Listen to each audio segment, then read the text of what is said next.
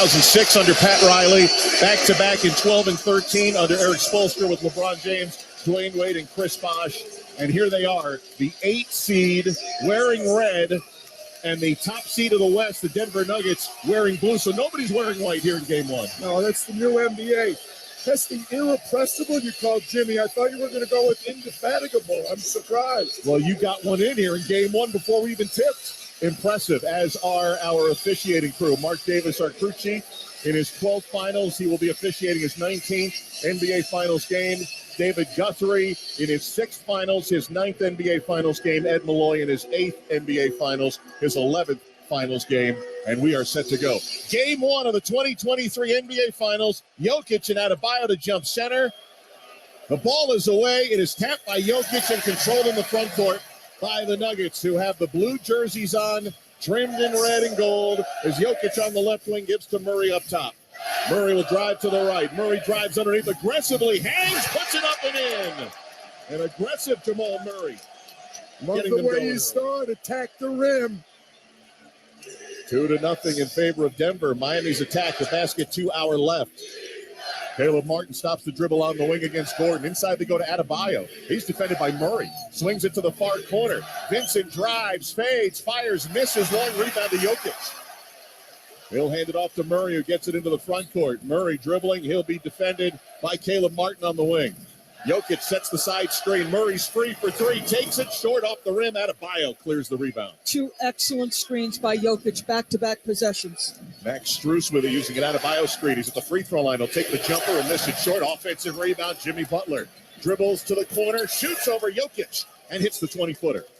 Neither of these teams are big offensive rebound teams, but they both do a good job of converting when they do get an offensive rebound. 2-2 score with just 1:15 in.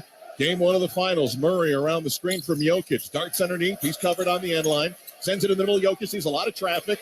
Sends it to a wide open corner 3 by Gordon that's missed. And Martin has it for Miami. First double of Jokic. You find an open shooter. Those are shots you got to make. He's always going to find the open shooter. That was a good, strong double, too. Butler leads it for Adebayo. 14-footer is missed. Rebound Denver, 2-2. 1:30 in. Gordon on the right. Butler gives him some room. He says you can shoot it if you want. Gordon will take it into Butler. Turns, spins, knocked away by Jimmy. But Gordon comes up with it, loose ball, and puts it in. It certainly looks like Denver wants to attack the rim, but I like the shots Miami's getting in front of us. 4-2, and Miami in front of us right now, down 2 points early. Adebayo screen set for Butler, fighting through it. KCP. Butler stops in the high post, 9 to shoot. Out to Strus, sees the clock, gets it back to Butler with 5. Butler on the three-point line, rises, fires, and connects. Miami takes the lead. Very opportunistic three-point shooter. He prefers the mid-range. He's an aggressive driver, but I'll tell you, that was a hand in his face. PJ still makes it. When he's making threes, Miami is difficult to beat. Here's Murray looking inside. Now goes on top, and they go down low to Gordon. He stuffs it over Vincent. Nice job, because Gordon was fronted inside. They go to Jokic for the extra hockey pass. All he had to do was thread the needle, no problem. 6-5, Denver leading. 9:15 to go, opening quarter. Adebayo free throw line. Darts against Jokic. Spins, puts up a short jumper, and connects. How about the touch on that baby hook? They need some offense from Bam Adebayo. Everybody talked about rest versus rust. I don't see either. Neither team is affected. Right.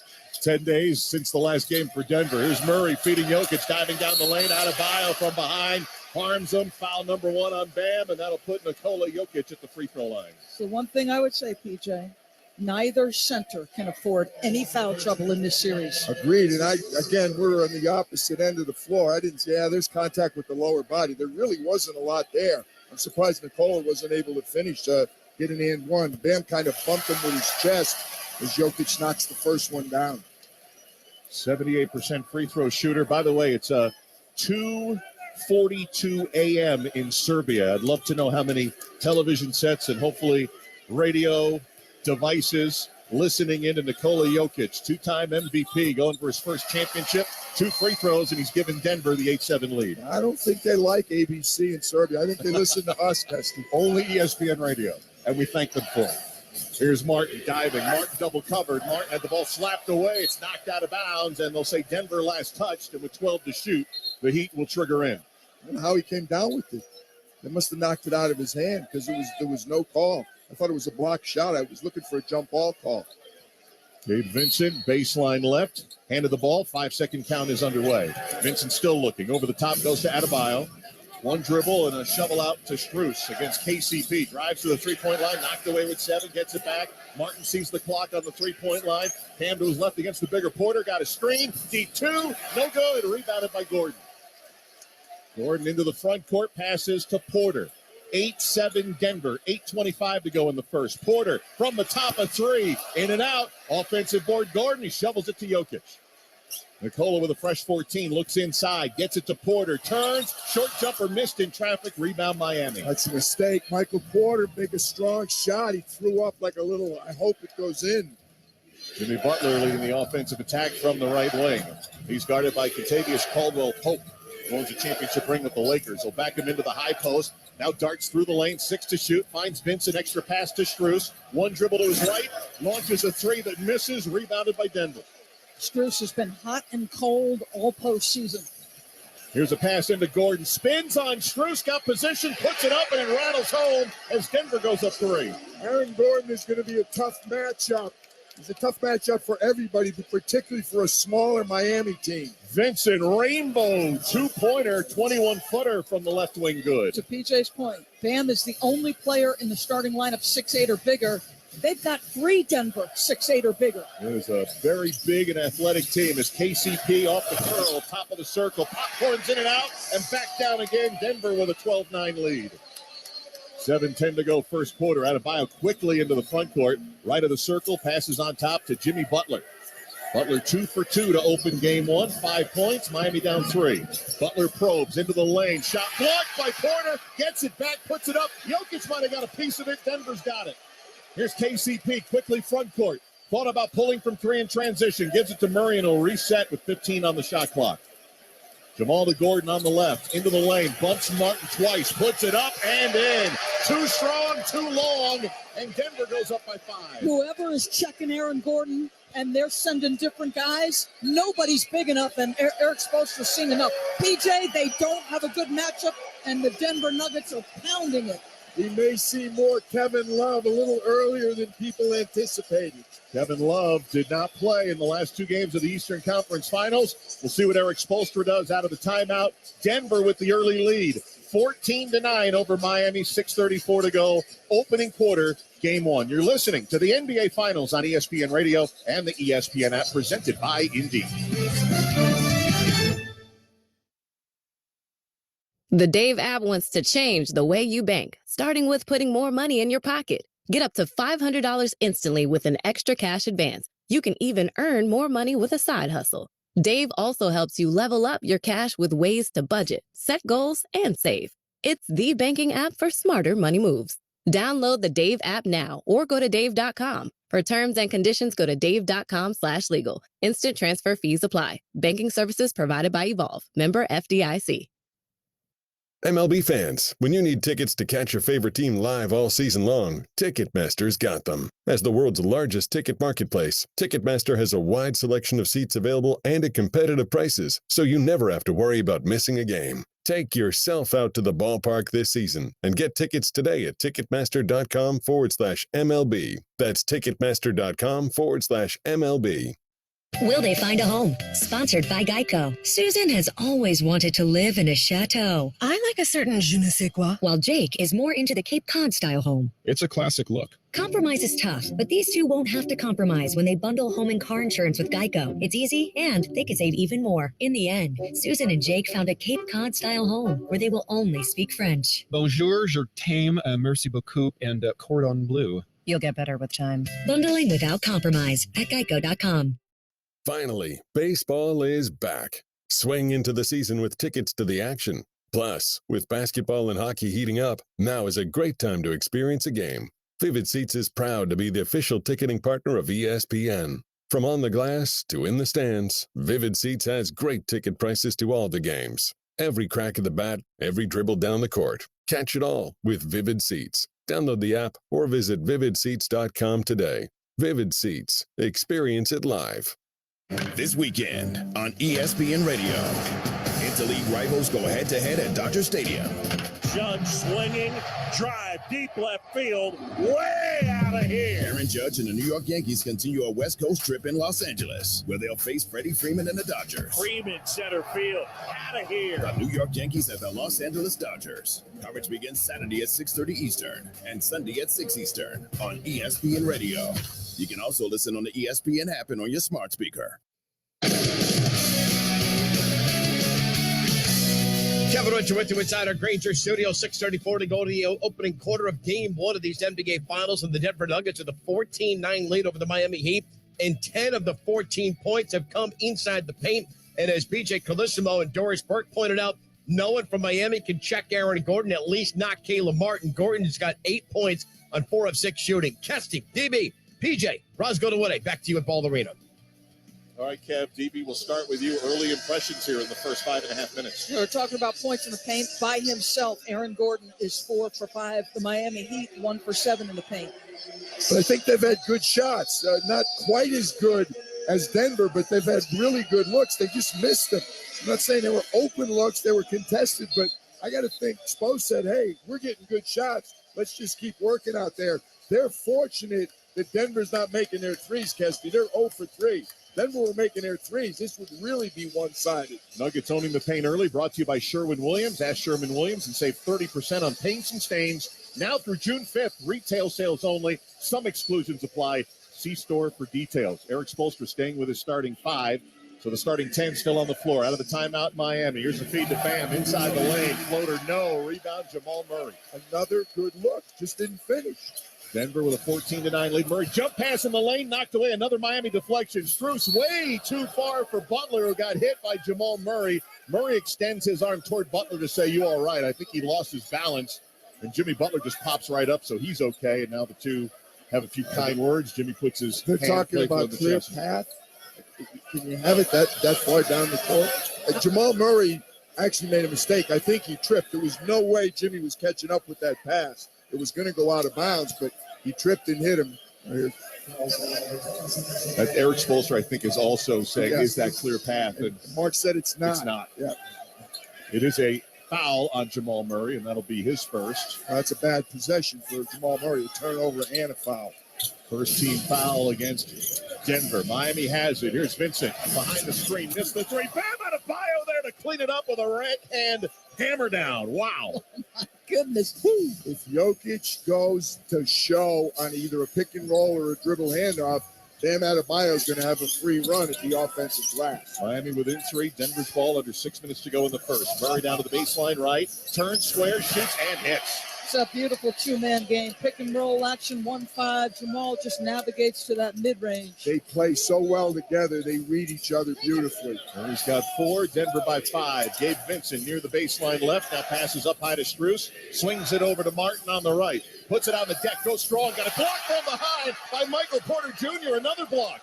Down the other end, KCP cuts diagonally down the lane left. Too strong. And it's knocked out of bounds. They'll say Jokic touched it last. It'll be Miami ball. Wow, KCP with a nice crossover and just missed a layup at the rim. Caleb Martin just flew right by Michael Porter, but he stayed in the play and blocked it from behind. Gabe Vincent knocks down a triple quickly. Wow, a quick pass down floor. Vincent turns, nails the bucket. Miami within 2. 16-14 Denver, 5:10 to go. Opening quarter, game 1. Gordon feeds Jokic. Great touch pass down low to Murray for the two-hand slam. Just amazing. So they vacate below the free throw line. It's 1-on-1 for Jamal. That's what I think they're going to look for against zone 2. That high-low from Jokic in the middle of the zone. Vincent to Strus, corner 3, in and out. Murray rebounds and looking to run. Down the middle of the floor, loping into the front court now. Stops on the three-point line. 4:45 to go in the first. To Jokic, now down to the baseline to Gordon. Goes in deep. They have no one to guard him, and he scores again, and he's got 10. That was Gabe Vincent guarding him, though. I mean, that's like me trying to guard him. Gabe's just too small. 20-14, the size and length of Denver showing up early here in game 1 of the NBA Finals. Butler with it up high. Porter defending him.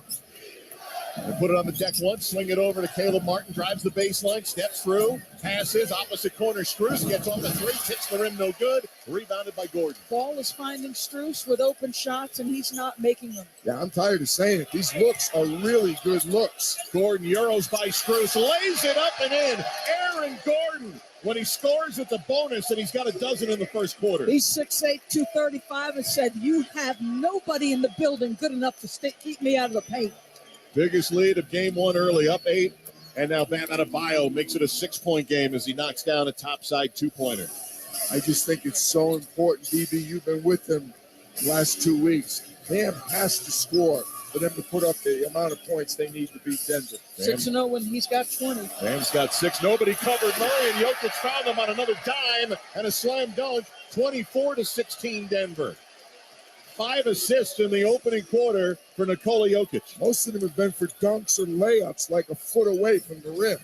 Bam Adebayo gets it to Martin. His floater no good. Rebounded by Denver. Miami 7 of 20 shooting to open the NBA Finals. Aaron Gordon's had a fine start with 12 points. Guarded by Struess out on the right wing. Going to back him down. Puts the shoulder into him. Passes out to the corner. This is Porter for 3. Around and out. Well, the place blowing the roof off if that one went They're down. 0 for 4. Not hitting their threes, Denver, Good early. looks. Good looks, not going down. Miami down 8. Here's Butler on the drive. Gets deep and lays it in. You know anything about Jimmy Butler? When it's time to settle his team down, he looks to score the basketball. Big point there. Jimmy Butler has 3 baskets, 7 points. Nikola Jokic has it at the free-throw line against the much smaller Struess. Out on top, Porter shoots a 3, and there's the first triple for Denver in these finals. Michael Porter's floor game's been better than his three-point shooting. He's blocking shots and rebounding. 27-18, 9-point Nugget lead. 2:15 to go in the first. Butler isolated left side on KCP. Backs him into the mid-post. Gets into the lane. Sends it on top. 8 seconds to shoot. Struess to Adebayo. Short baseline. Jay is good. Adebayo's got 8. So Adebayo, free throw line, 12 foot in the baseline. That mid-range is his sweet spot. His movement's important. 27-20. Denver leads after the Miami make. They get into the front court. Nuggets called for time with 1:59 to go in the first. You know, I'm repeating myself, Kesty. I think Spo is going to tell them in the timeout, guys, we're getting good looks. I don't want to say Denver's not doing a good job defensively, but they got to be very happy with the looks they're getting Miami. On the other end, Miami is so fortunate that Denver's not making their threes. Denver so far 1 for 5 from three-point land, and the Nuggets lead it 27-20 over Miami. Timeout, 1:59 to go, first quarter. This is the NBA Finals on ESPN Radio and the ESPN app, presented by Indeed. When Shopify says you can sell anywhere, oh, they mean it. Woo, hold up. Just got a new sale. Order fulfilled and shipped. Inventory levels good. Whoa, Shopify doesn't mind if you're at sea level or on top of the world. You can run and grow your business anywhere. Climbing mountains is never easy, but at least Shopify gives me all the tools I need for my business to hit new peaks. Whether you're selling carabiners or crop tops, start selling with Shopify today and join the platform simplifying commerce for millions of businesses worldwide. We've built the platform so you can keep climbing and grow your business to new heights. With Shopify, you really can sell to anyone from anywhere. This is Possibility, powered by Shopify. Start selling online today. Sign up for a free trial at shopify.com/play. Shopify.com/play. Shopify.com/play. Internet connection required. Not available on mountaintops or seafloors. Friday on Fitz and Harry will have every angle covered from Game 1 of the NBA Finals. Plus, we'll tell you why only one team will be nervous with a loss in Game 1. Oh, Fitz and Harry Friday, noon Eastern on ESPN Radio and the ESPN app. An ESPN Radio Extra Point with Keyshawn, J. Will, and Max. Card with the Saints. Michael Thomas back in the fold, healthy as of now. Chris Olave. The only problem that I have is they brought in John Gruden to install with Carr, which tells me it's getting ready to be a dink and dunk.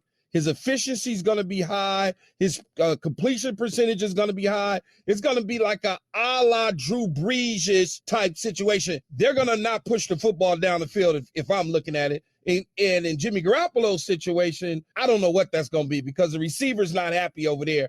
I speak receiver, and Devontae Adams is not happy based on what I can see. Jimmy Garoppolo wins almost all the games he plays in, right? Like, even if he's not overly impressive, Stop it, Max. He's reading the defense, he's getting rid of the ball quickly, and he's winning a lot. Stop it. Until very recently. None of those other guys were winning any games.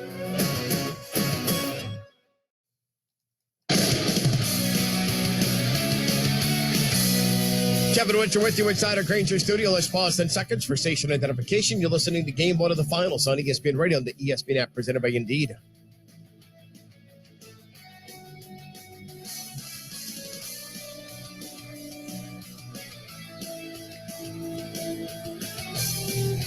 Denver coach Michael Malone's message to his team in the locker room. Game 1 at Milwaukee, they go in there and win. Game 1 at New York, they go in there and win.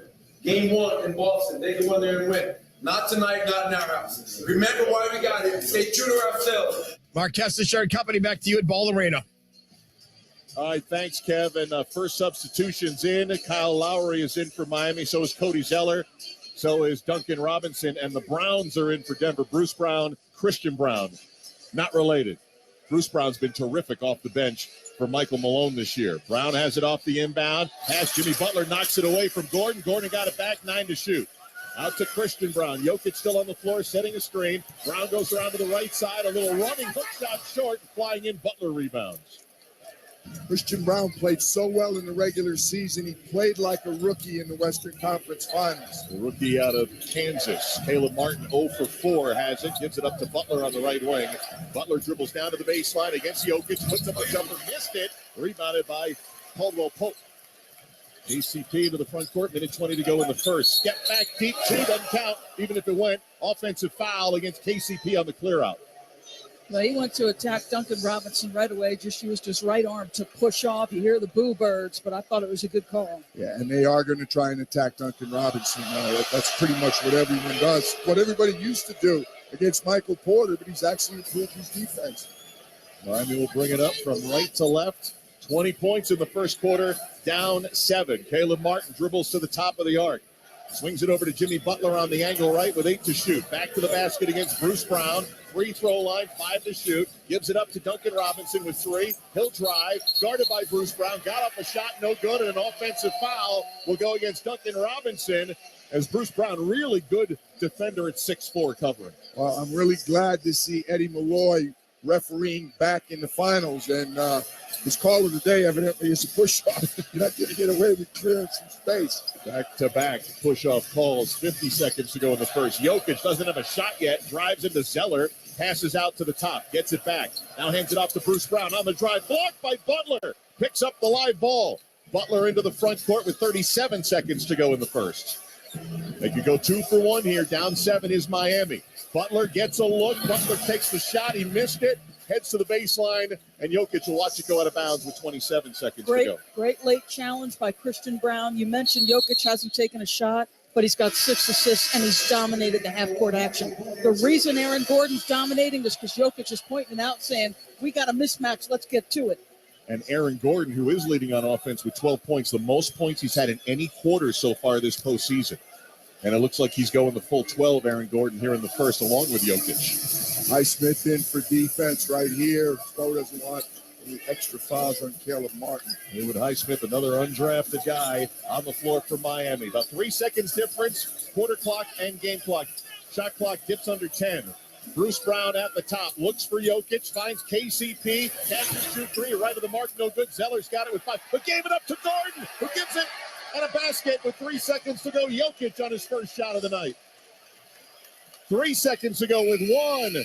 A desperation heat from half court, no good from Kyle Lowry, and the Denver Nuggets have a 9-point lead, PJ, after 1. So much for Russ. This team has been so good in this building. 8-0 in the playoffs. They have won 3 game ones. Don't forget, though, Miami's won 3 game ones on the road. Denver shoots 59% in the first quarter, 29-20 lead over visiting Miami through 12 minutes of play in our opener. This is the NBA Finals on ESPN Radio and the ESPN app, presented by Indeed.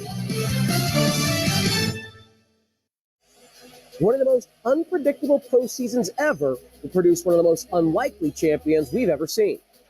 The Miami Heat's improbable postseason run continues. Just the second 8 seed ever to make the NBA Finals. For the first time since the 1976 ABA-NBA merger, both NBA Finals participants were at least 10-1 to win it all entering the playoffs. The Miami Heat were 150-1 to win it all after falling into the 8 seed. They are the biggest long shot entering the playoffs to reach the NBA Finals since the merger. And if they can beat the Nuggets, they would be the biggest long shot champion in any North American sport in more than 3 decades. They would surpass Eli Manning and the 07 Giants, which also broke Boston sports fans' hearts. All that stands in Miami's way now is 2-time MVP Nikola Jokic and the Denver Nuggets. Bang! Nikola Jokic! What a shot! The Nuggets have been doubted by the odds makers all year. Despite being the top seed in the West, they were just 11-1 entering the playoffs, third in their own conference. They were the second longest odds for any 1 seed entering the playoffs in 2 decades. The Nuggets would have the longest odds for a champion since the 2011 Dallas Mavericks. Now, the odds are in Denver's favor as a nearly minus 400 favorite. In the last 40 years, minus 300 or better favorites are 14-1 in the finals. The only loss coming in 2004 when the Pistons upset Shaq and Kobe's Lakers.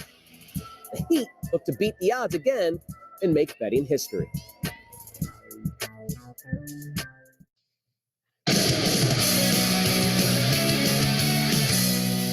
Bruce Brown at the top, looks for Jokic, finds KCP, catches 2-3, right of the mark, no good. Zeller's got it with 5, but gave it up to Gordon, who gets it, and a basket with 3 seconds to go. Jokic on his first shot of the night. Question to the ESPN Stats and Information Group. When was the last time Nikola Jokic went an entire quarter without a field goal attempt?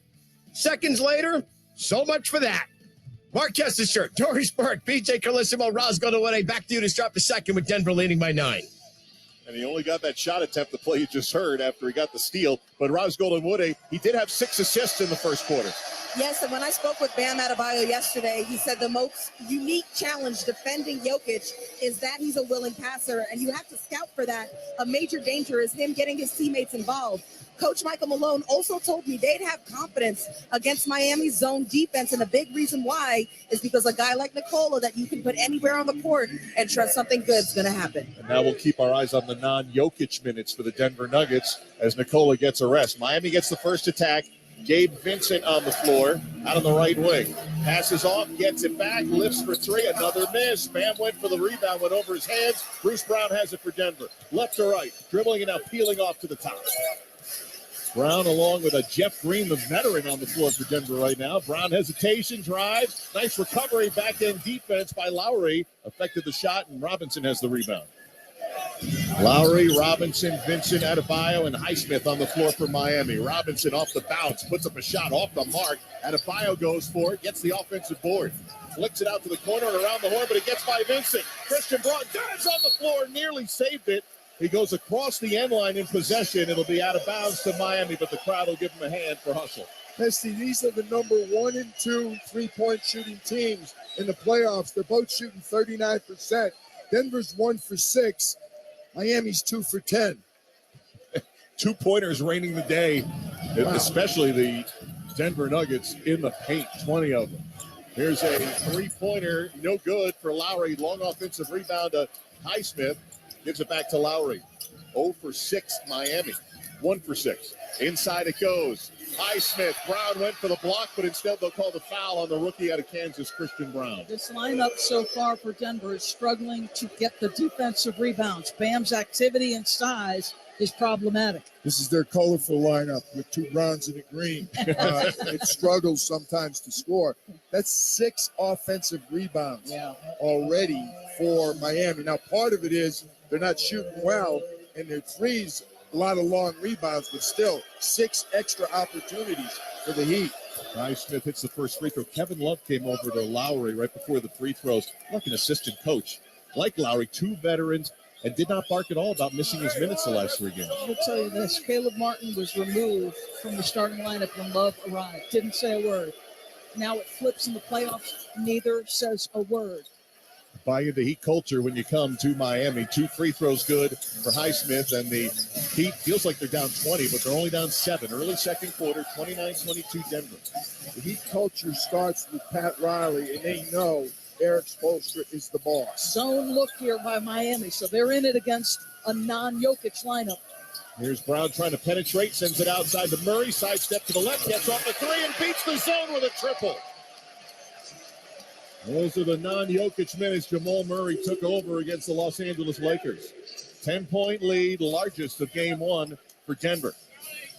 Bam Adebayo dribbling out on the left, back to the basket against Jeff Green. Takes him to the dotted line, puts up a shot, no good. Rebound contested, Denver's going to win it. Here's Bruce Brown into the front court. Crossover move against Robinson, nearly lost his dribble. Now maintains it out on the wing. Comes across the top, off the screen, a switch, and now a kicked ball as Brown tried to pass it on the bounce to Jeff Green. They'll set the shot clock at 14. What a difference you notice when Jokic is not on the floor. Denver had 20 paint points in the first quarter, most of them created by his passing. 12 of them actually on the 6 assists. Denver off the inbound, 10 to shoot, deep left corner. Jeff Green, the aged veteran, bumping Duncan Robinson into the lane. Turns over the left shoulder, hook no. Rebounded by Bam. Adebayo gives to Lowry, who darts into the front court against Brown. Drops it off underneath the Highsmith, who turns the body and scores from point blank. Kyle Lowry, an opportunistic playmaker for this Miami Heat team. They've managed his minutes all year, but boy, episodically, he's been tremendous. 32-24, Denver's lead is 8 as they work in the front court with Jamal Murray on the right. Passes off on top to Brown, sends it over to Porter on the floor. Now to Christian Brown in the mid-post, refeeds Porter in the corner, buries the 3 on the reposition Michael Porter. He's got 2 triples, accounting for his 6 points, and the lead's up to 11. 35-24, action on top.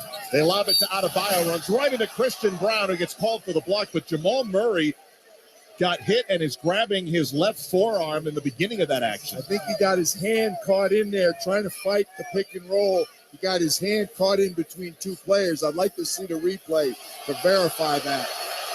The crowd booing because they thought Christian Brown had position and got called for the foul to block his second personal. Gabe Vincent will trigger, gets it into Adebayo. Shot clock at 13. Hands it off to Vincent up high. Miami down 11. Vincent now dribbles inside the arc, finds Robinson, corner 3, and he connects. Duncan Robinson bringing Miami back to within 8.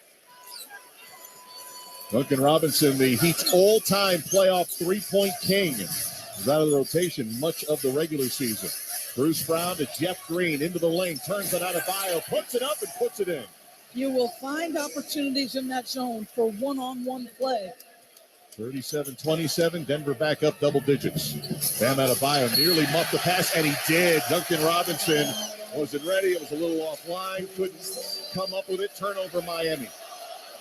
Michael Malone's got to be thrilled what they're getting right now. It hasn't looked real pretty, but all he really wants to do is hold their own when Nicole is not on the floor. They're the +1 in the non-Jokic minutes to start the second. Here's Brown, little leaner from 14, missed it, but Porter weak side grabs and flushes hard with 2 hands. Michael Porter Jr. has had one heck of a quarter plus. His floor game, PJ, you mentioned it. He's blocked a couple shots. He's rebounding with authority. And step off that athlete now. Look out. 8 points, 5 rebounds, and those 2 blocks. 12-point lead. Pass to Vincent on the left. Runs into Murray. Stops, straddling the 3-point line. 9 to shoot. Out on top to Lowry near the half-court line.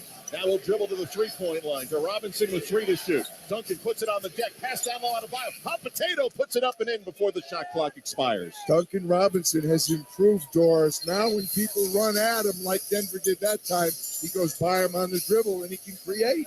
Denver's lead is at 10 as they bring it into the front court. Christian Brown, corner right, drives with a left hand through the lane. Handoff Murray, got caught in traffic. Ball is loose, and Miami's going to come away with it.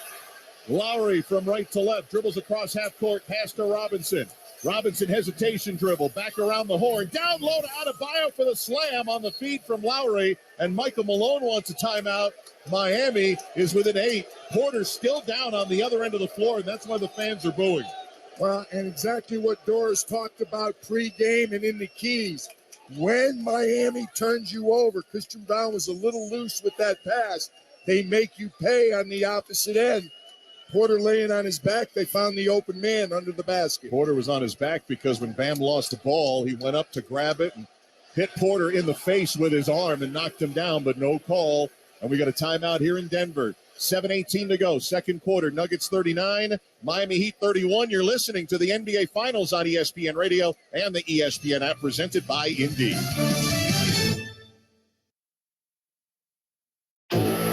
Exclusively on ESPN Plus, UFC 289, Saturday, June 10th. Welcome to my house. Amanda Nunes, The greatest of all time. defends her bantamweight title against Array Aldana. And Charles Oliveira takes on Beneil Dariush in a pivotal lightweight bout. UFC 289, Saturday, June 10th at 10 p.m. Eastern. Buy it on ESPNplus.com/PPV. Keyshawn, J. Will, and Max. What if Draymond opts out? To go where? Lakers? For how much? I got 3 years 60 for him, Jay. There you go. Hey, you're doing 3 years 60 for Dre? Well, it's not that that's what I'm doing. He can pick up 27, right? Y'all need shooters. We need players, Jay. We need players. Key, are you telling me he's a right now player. you are openly campaigning for Draymond Green to become a Laker? Yeah, good addition. For 3 years for $60 million. So what I'm doing, Jay, is I'm following the tea leaf. I know what you're doing. Yeah, I hear you. Go ahead. Something tells me it smells like Dre to LA on an opt-out and gets a 3-year extension. One of the things we need, Jay, I think on our team, just watching us against your Nuggets, is that we need some hot sauce. And he brings the hot sauce. GJ and Max. Mornings on ESPN Radio and on the ESPN app. The Baseball Tonight podcast. Here's a question for you. Since we're always comparing Yankees and Mets, New York, which shortstop in New York ends up with more home runs this season? Anthony Volpe or Francisco Lindor? Wow. Man. I mean, that wouldn't be a question you would even think you could logically ask when this season started. The Baseball Tonight podcast is on the ESPN app or wherever you listen to podcasts.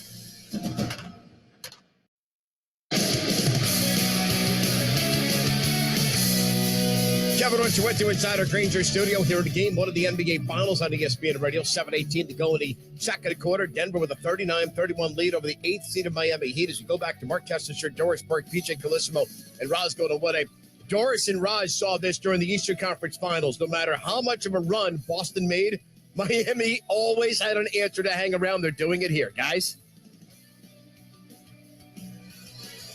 Kev, thank you very much. 39-31, Denver leading by 8. Michael Porter was checking his chiclets coming off the bench after getting hit by Bam. He's staying in the ball game right now, and so is Bam Adebayo, who's had the offense to keep Miami in it. Denver just got a little bigger again. Jokic and Gordon, the guys who did the damage in the first quarter, back on the floor. Doris, I think Michael Malone will take -1 with Jokic on the bench. No doubt about it. There's no doubt about it. And back to Michael Porter Jr., 8 points, 5 rebounds, 2 blocks. What a start for him. Peyton Manning getting a standing ovation in attendance here tonight. Former Broncos quarterback. 39-31. Denver leads it. Jokic passes to Murray. Checks his speed on the three-point line, right wing. Steps inside the arc. Hits the deep jumper. Missed it. Lowry with a weak side rebound. Well contested by Jimmy Butler. Really good defense. Miami down 8, hanging around. Here's Lowry passing to Adebayo. Right back to Lowry using the screen. Leans in from 15 and hits Lowry as he hits the deck. Their guards are relentless in their movement. You think the job is done when you give up the ball? Absolutely not. Doesn't matter on or off ball. You better stay with their guards. Lowry with those 37-year-old legs still looking good. Here's Porter going to the rim with a left hand and flushing home another. Bam got a hand on it. Bam thought he could block it, and Michael Porter kind of forced it through. Porter's got 10. The lead is 8. And off the window, Bam Adebayo with a bucket, 41-35. How about Bam in the first half at 14? Testy and Doris, I really thought this could be 2 against 1. Murray and Jokic big, and they needed Bam to step up. Boy, has he stepped up. Here's Murray, goes to his left and knocks down another 2-pointer. He is 6 for 8 to open game 1. Jokic will keep flipping the screen, and Jamal just will dance with the ball and finally get into his rhythm jumper off the bounce. Murray with 13, Denver 43-35 lead. Here's Lowry against Gordon, takes him to the left, skips it all the way across to Bam. Bam Adebayo drives, finds Highsmith on the cut from the dunker, and he throws it home. Aaron Gordon lost him. Highsmith cut along the baseline. Aaron Gordon never saw him go backdoor. Quick pace here between both teams. 5.5 to go in the first half. Jokic back to the basket. Turns on Butler. Passes out of it. Bruce Brown for three. It's good. Bruce Brown giving Denver the 46-37 lead. You come with a secondary defender. Jokic will find the space you came from and deliver the ball. Miami's turn to attack, trailing this one by 9. Duncan Robinson from the right. Up top, Lowry using the Adebayo screen. Gives it to Bam in the lane. Against Jokic. Turns, fades, fires, and it falls off the rim. Jokic with the rebound. Nikola into the front court at 7 feet tall, starting the offense. Goes to Porter, now to Murray on the left. He's guarded by Highsmith. Murray using the Jokic screen, switching defense. Bam on Murray. Bounce pass to Jokic in the lane. Turns, got fouled, puts it up, and it just fell off the rim. 2 free throws coming for Jokic. Pick and roll action, PJ. You get the switch, which means Jokic has what in the post? Complete mismatch, right? He had Jimmy on him. He actually, oftentimes he has a shot. He could get a shot as Bam Adebayo heads to the bench. Bam should be tired, but you do have to wonder about the altitude. He's played so well, but he's exhausted right now. Good substitution by Eric Spoelstra getting Cody Zeller in. First free throw good for Jokic. Roz, you were behind the Denver bench the last time out. Yes, the Heat zone is making the Nuggets think, but they're talking their way to success. Coach Malone gave the team 2 options if they see the man defense or the zone defense, and players were yelling out, don't let the zone slow us down. The message was, keep our pace ups, move the ball. Only the 5th and 6th free throws of the entire game combined on the Jokic free throws to make it an 11-point Denver lead. Matches their largest, 48-37, 4:42 to go. First half as Butler darts to the right, angles toward the high post, passes left side. Caleb Martin dribbles across the top, gives it to Lowry, sends it to Cody Zeller. He'll drive with 3 to shoot, got deep, puts the shot up, missed it, got his own rebound. Zeller looking to pass out, finds the cutting Duncan Robinson, who puts it high off the glass, but it falls off the front rim. Jokic grabs it, starting into the front court, hands it off to Murray. Jokic got knocked down by Duncan Robinson, who pleads with Mark Davis that it was Jokic who got in the way, but to no avail. Well, I just think that Jokic was smart. He felt contact, and he made sure. I want to see, PJ, as we look at the replay, does he actually pull Duncan Robinson? He wrapped his arm around him and hooked him to try to make sure the call came. Little savvy veteran play. Yeah, and the initial screen, that's almost always called an offensive foul, but one thing Jokic does pretty well on his screen, he doesn't move. He stays there. Aaron Gordon back in the game off the inbound. Jokic has it on top. Cody Zeller will try to defend. Hands it off to Murray. Head of steam down to the baseline right. Vincent Harding with 3 to shoot. Looking at the clock. Turning, shooting short off the rim. And missing it was Murray. Taps his chest, says, my bad. Here comes Miami the other way. Martin front court left with the Heat down 11. Gets it into the hands of Jimmy Butler. Butler drives on Jokic through the basket, sends it in the corner to Martin, 10 to shoot. Back to Jimmy on the left angle. Gordon defending Jimmy Butler. Takes him off the bounce. Passes out. Strus, catch and shoot 3 off the rim hard and rebounded by Gordon. Strus and Martin extremely quiet. 2 guys who've shot well in this postseason, but not tonight so far. 3.5 minutes to go first half. Nikola puts it on the deck, pushes Zeller, no call, and takes it right to the rack and scores it. Eric Spoelstra calls for time. I thought he'd want to argue that call. Yeah, I think he's more concerned with how his team is playing, but I thought that was a definite offensive foul on Nikola Jokic. 50-37, the Denver Nuggets. First trip to the NBA Finals and their biggest lead on their home floor in Game 1 with 3:20 to go in our opening half. This is the NBA Finals on ESPN Radio and the ESPN app, presented by Indeed. Have you seen the cost of eggs lately? With these prices, we'd barely be scraping by if it weren't for Dave. It's the banking app that advances us up to $500 instantly. There's no interest, late fees, or credit checks. No joke. You can get extra cash for anything your family needs. Download the Dave app now or go to dave.com. For terms and conditions, go to dave.com/legal. Instant transfer fees apply. Banking services provided by Evolve. Member FDIC. MLB fans, when you need tickets to catch your favorite team live all season long, Ticketmaster's got them. As the world's largest ticket marketplace, Ticketmaster has a wide selection of seats available and at competitive prices, so you never have to worry about missing a game. Take yourself out to the ballpark this season and get tickets today at Ticketmaster.com/MLB. That's Ticketmaster.com/MLB. Will they find a home? Sponsored by Geico. Sarah wants a yard. My own little paradise. Brad, however, hates yard work. The only thing I hate more than cutting the grass is paying someone to cut the grass. Compromise is tough, but these two won't have to compromise when they bundle home and car insurance with Geico. It's easy, and they could save even more. In the end, Sarah and Brad found a great home with a yard. A very, very small yard. Time to get it done. And I'm done. Bundling without compromise at Geico.com. Jason Fitz and Harry Douglas are Fitz and Harry. When you look at a guy like Nick Nurse, he's a defensive-minded guy. So he's going to force everyone on that Philadelphia 76ers basketball team to guard. So that may be something, if Harden decides to come back, that he's going to have to get better at, being able to guard an entire shot clock possession every time down the court. Fitz and Harry, weekdays at noon Eastern on ESPN Radio and on the ESPN app.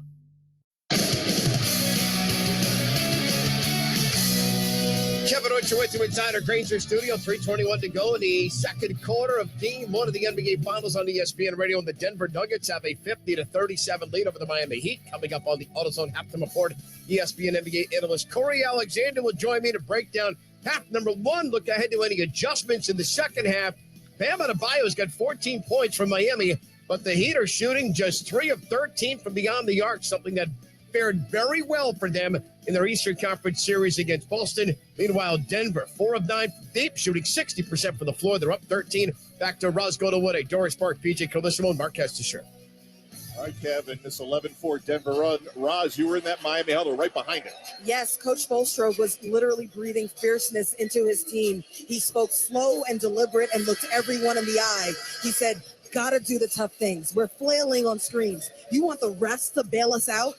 We've got to win the defensive battle. We got to win the physical battle. Do the tough things. And, PJ, you always talk about these last 3 minutes of the half, 3:21 here. Yeah, I think it's really incumbent upon Miami. They've been outplayed right now, yet they could get it under 10 to win the halftime feeling fine. I mean, they missed all their threes. I think a little surprisingly, I expected them to come in and really take it to Denver. That hasn't happened. Out of the timeout, Butler surveyed the lane, passes outside to Martin, who doesn't have a basket tonight and misses again. Rebounded by Murray, flicks it to the front court. Porter turns and shoots for 3. Missed it. Weak side, Butler went for the rebound. It's loose, and Jimmy has it. Jimmy Butler has not scored since 2:45 to go in the first quarter. And the Miami Heat are down 13. Now he'll pull from 20 right side. Another miss. Rebound tipped and controlled by Porter Jr.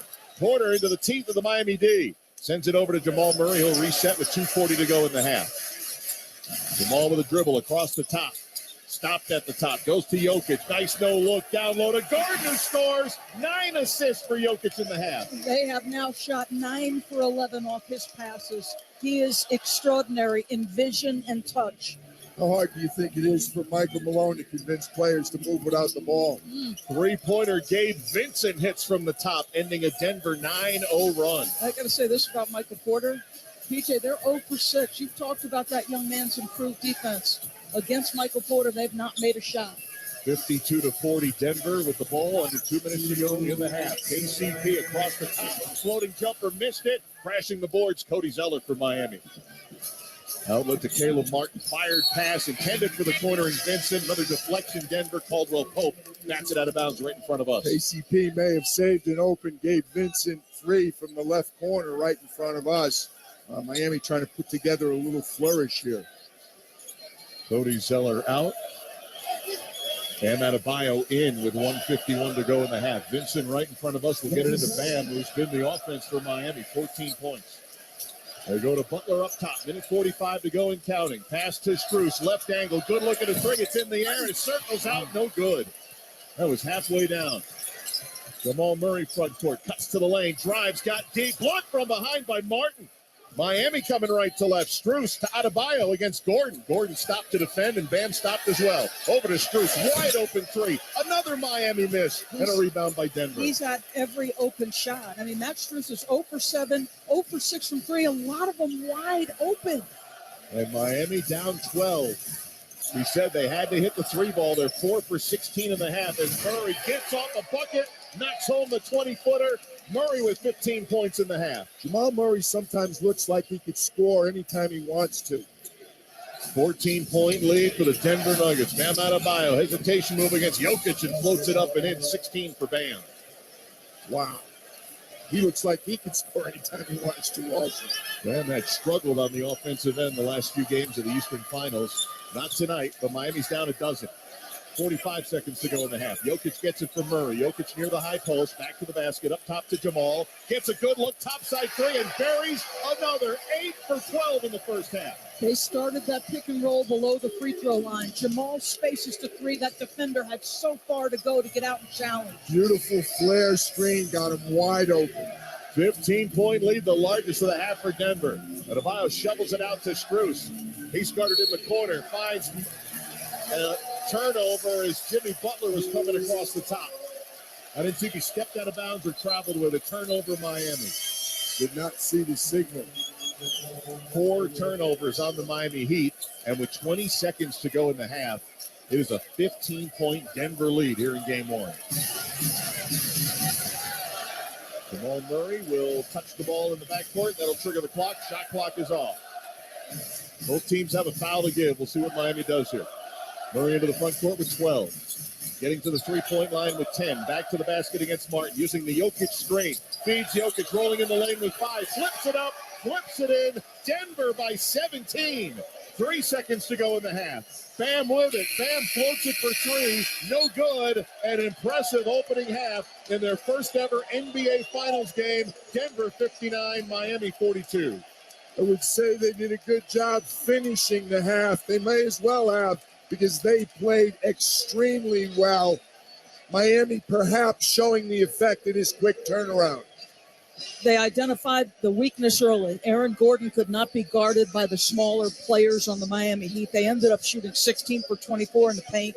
They've been the toughest team offensively all year. So many options. And that two-man game between Jamal and Jokic, good luck checking that. Jamal Murray with 18 points in the first half, and Nikola Jokic with 10 assists in the first half. How about forget 50, 40, 90? How about 60, 46, 100 first half for the Nuggets? Miami's got some work to do here at halftime. 59-42, the Nuggets lead the Heat.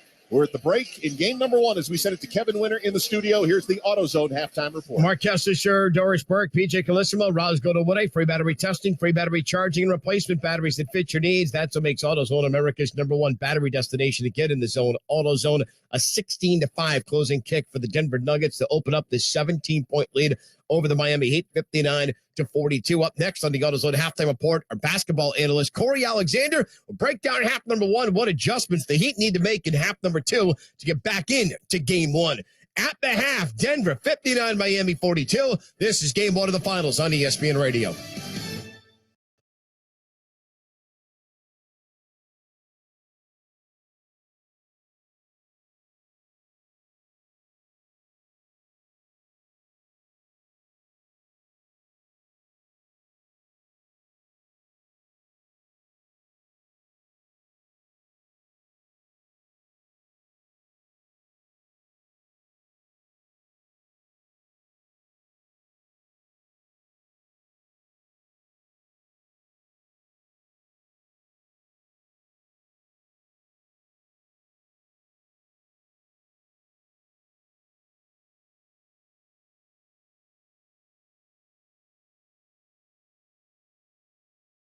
And provide expert advice. So to help it stick, we're going to say local agent 4 times in the next 15 seconds. Ready? Go.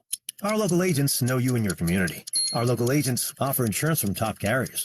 Our local agents have minty fresh breath. Find us at ComparionInsurance.com. Comparion Insurance Agency. Local agents, expert advice. And there's number 4.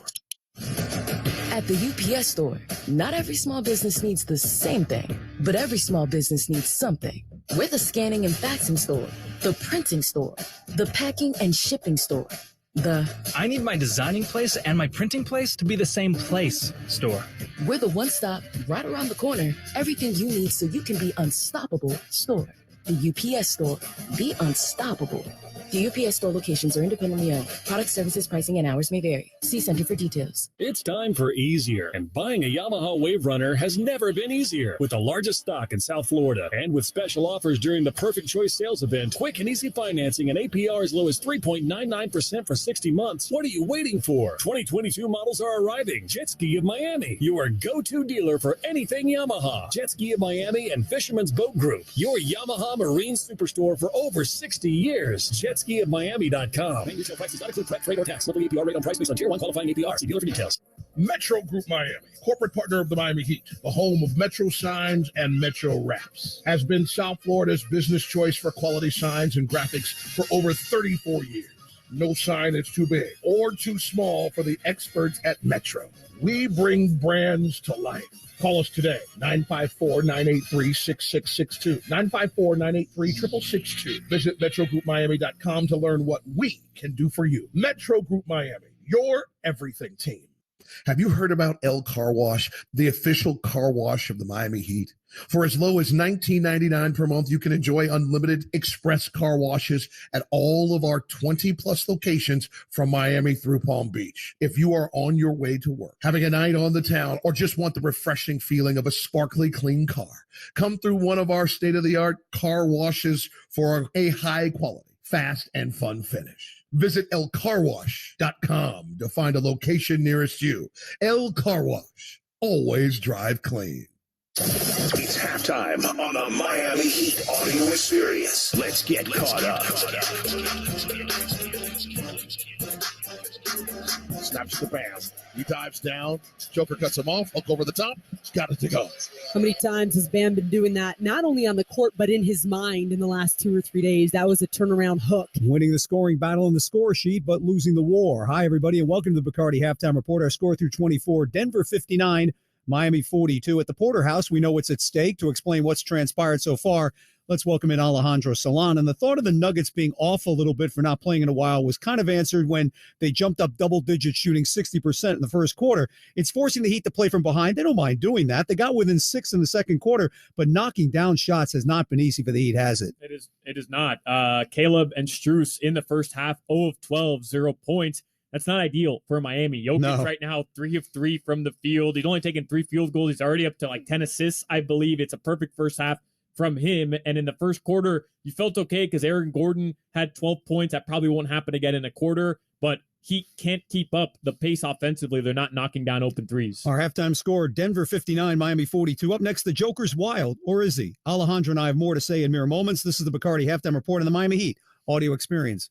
This is Jason Jackson with the Miami Heat, and I'm here to introduce you to Accordis, preferred partner of the Miami Heat. Accordis provides the latest technology to help us and many more enterprises like yours to thrive with their solutions for network, managed printing, IT security, and more. They hold one of South Florida's largest authorized partner networks, partnering with Cisco, Microsoft, Samsung, LG, Xerox, Dell, HP, and dozens more. Accordis gives your business the fast and effective tech game plan it needs to continue to win. To start winning with us, contact Accordis today at 1-888-331-3134 or visit them at www.accordiscorp.com. Imagine a bank that is always in your court, one that sees their customers as part of a team with a common goal to achieve your dreams. Well, imagine that. There is one. We're Amerant. We're ready to help you wherever you are in life, and just as importantly, wherever you want to go. Because at Amerant, we want you to live a life beyond what you could imagine. Amerant, official bank of the Miami Heat. Member FDIC. Fly to Philly, take off to Tampa, depart for Denver. Following your team on the road is more rewarding with the new American Airlines Advantage program. Your flights and everyday spend not only earn you miles towards your next trip, but also loyalty points toward Advantage status. All the more reason to purchase both a home and away jersey.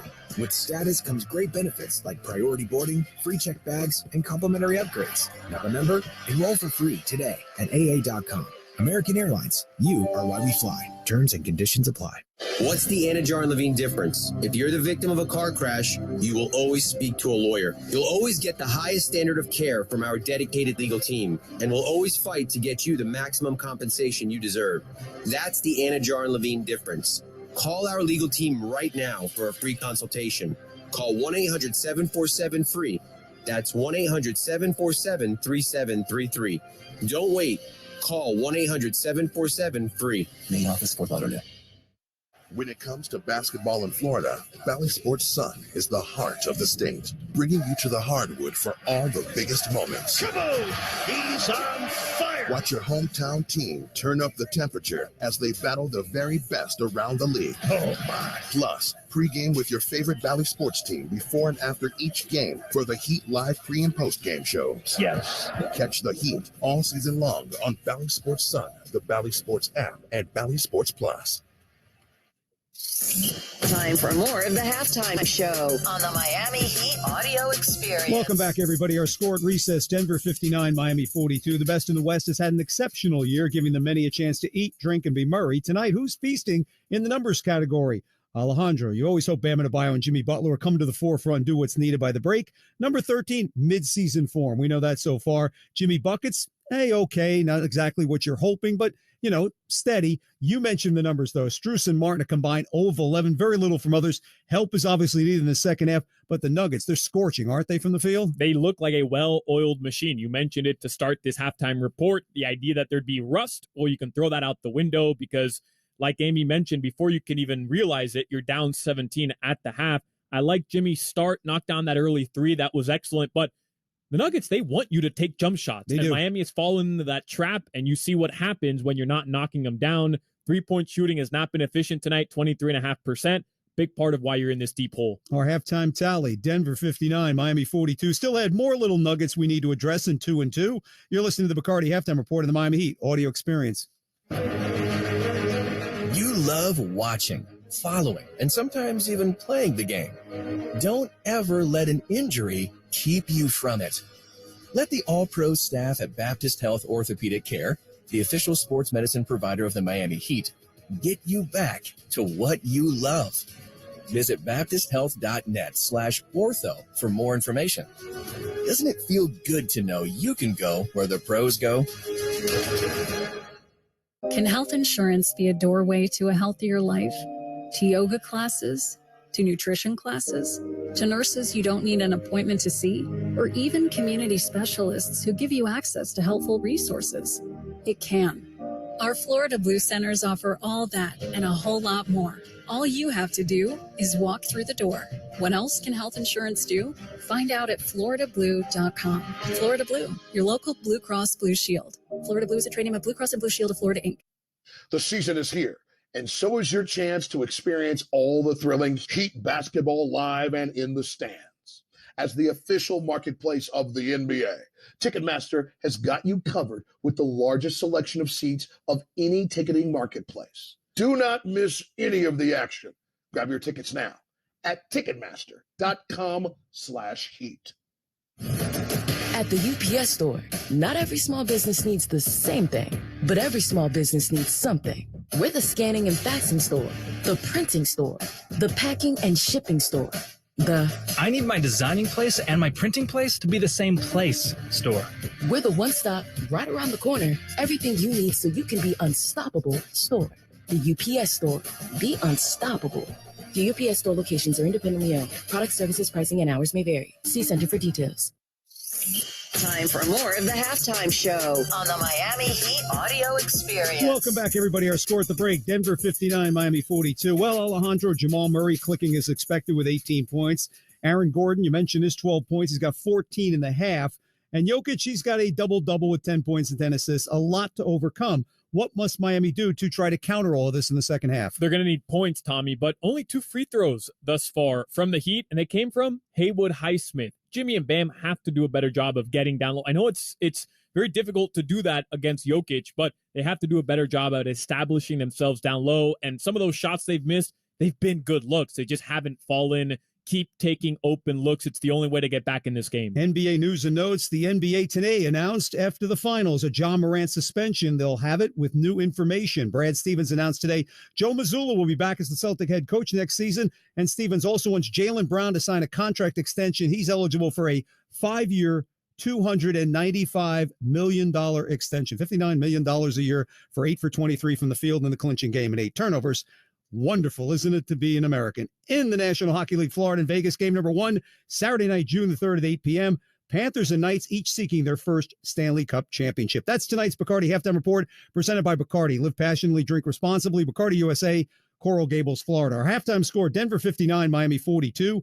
When we return, we'll rejoin Jason Jackson and Amy Audibert with second half action shortly. This is the Bacardi Halftime Report on the Miami Heat audio experience. Hey, it's the Good Greek Spiro, and we all know that an important part of winning a championship is getting there. And as the Miami Heat pursues another championship year, they trust the Good Greek to get them there.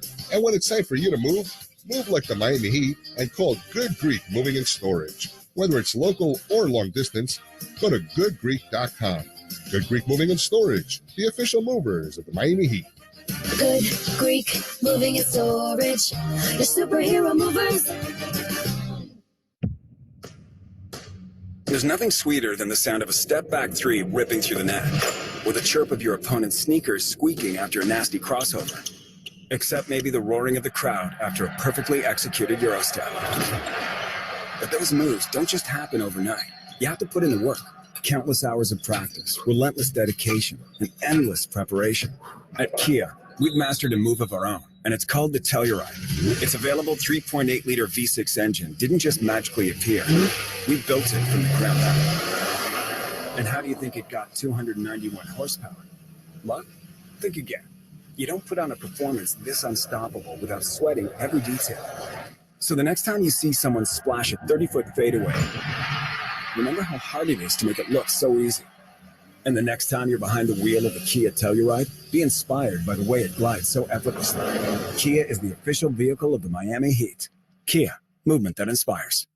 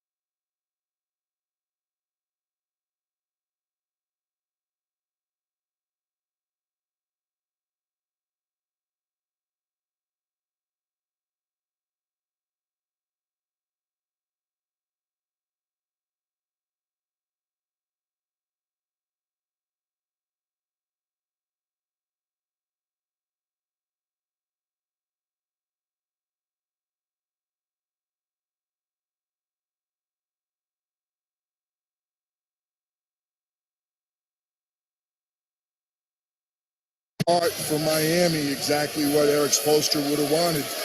Got the first 4. Denver still up 13. 1 minute elapsed here in the third. Crowd just refiling into their seats. Murray using the Jokic screen to the left. Stops, finds Nicole at the top. Passes no look to Gordon in the corner, 4 to shoot. Aaron backing down. Butler turns, fires on the fade, missed everything. Strus has the loose ball. 2 good defensive possessions for Miami. Here's Martin at the top. First 4 points of the quarter belong to Miami.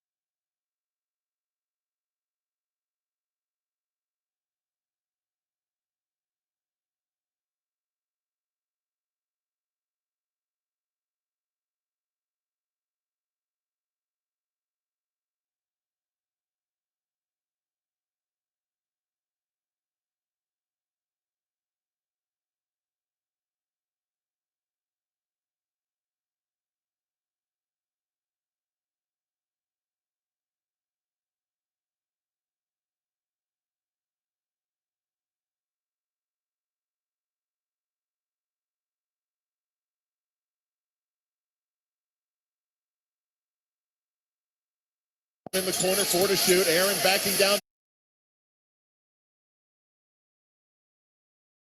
For terms and conditions, go to dave.com/legal. Instant transfer fees apply. Banking services provided by Evolve. Member FDIC. This weekend on ESPN Radio, interleague rivals go head-to-head at Dodger Stadium. Judge swinging, drive, deep left field, way out of here. Aaron Judge and the New York Yankees continue a West Coast trip in Los Angeles, where they'll face Freddie Freeman and the Dodgers. Freeman, center field, out of here. The New York Yankees at the Los Angeles Dodgers. Coverage begins Saturday at 6:30 Eastern and Sunday at 6 Eastern on ESPN Radio. You can also listen on the ESPN app and on your smart speaker.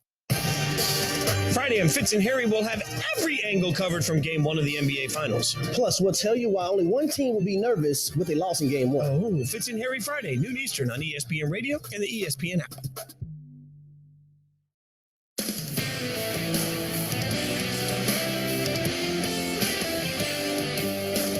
You're listening to the NBA on ESPN Radio and on the ESPN app. And that'll do it for us on the AutoZone Halftime Report, brought to you by the makers of 5-Hour Energy. For more information, visit 5hourenergy.com. If you blinked, you missed a 16-5 closing kick for Denver. The Nuggets leading Game 1 of the Finals, 59-42. Back to Ball Arena for the start of the second half with Roz Godinwood, Doris Burke, and PJ Calissimo. Here's Mark Kestucher. All right, thanks a lot, Kev. And PJ, Denver looks a lot like we saw in the Western Conference Finals. Very connected, moving fast. Miami hasn't had the right defensive matchups, and they have an incredible first half of 59 points. Yeah, I don't want to overdo the rest-rust thing. It looks like the lack of rest is hurting Miami more than rust is hurting Denver at all. Denver looks exactly the same, but Miami has missed so many open threes, and they have struggled to cover Aaron Gordon. I mean, those two things are just dominating the game. The whole first half basically revolved about those two, and Nikola Jokic is passing. To follow up on his point about Aaron Gordon, as good as he's been on the offensive end, he's been the primary defender on Jimmy Butler, whose last field goal was 2:45 in the first quarter. You know, had a rebound, had an assist, but didn't do much else in the second. And on the 18 plays he guarded Jimmy Butler, they're 6 for 18. Let's check in with Roz Goldenwood. Well, Aaron Gordon told me that this is the most comfortable he's felt in his career, Doris. And he said a large part is because he's had the same coach now for 3 years. And since the first time in high school and college at Arizona, he said he had different coaches in Orlando with the Magic, same thing. There's been a lot of coaching turnover in his career. Gordon with 14 first half points, Roz. Nikola Jokic at 10 and 10. Miami first crack in the third quarter, and Bam Adebayo picks up where he left off, an elbow jumper for two. Well, Bam is cooking. I wanted to just throw in P&P. Porter was excellent, and points in the paint was ridiculous for Denver.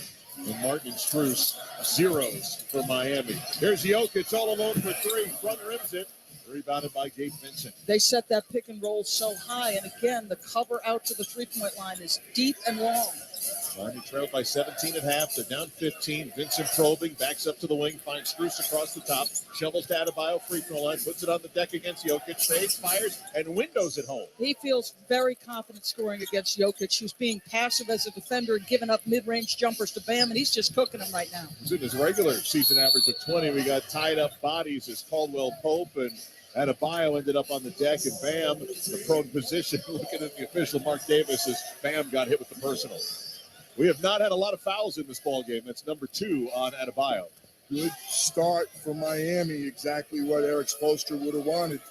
Got the first 4. Denver still up 13. 1 minute elapsed here in the third. Crowd just refiling into their seats. Murray using the Jokic screen to the left. Stops, finds Nikola at the top.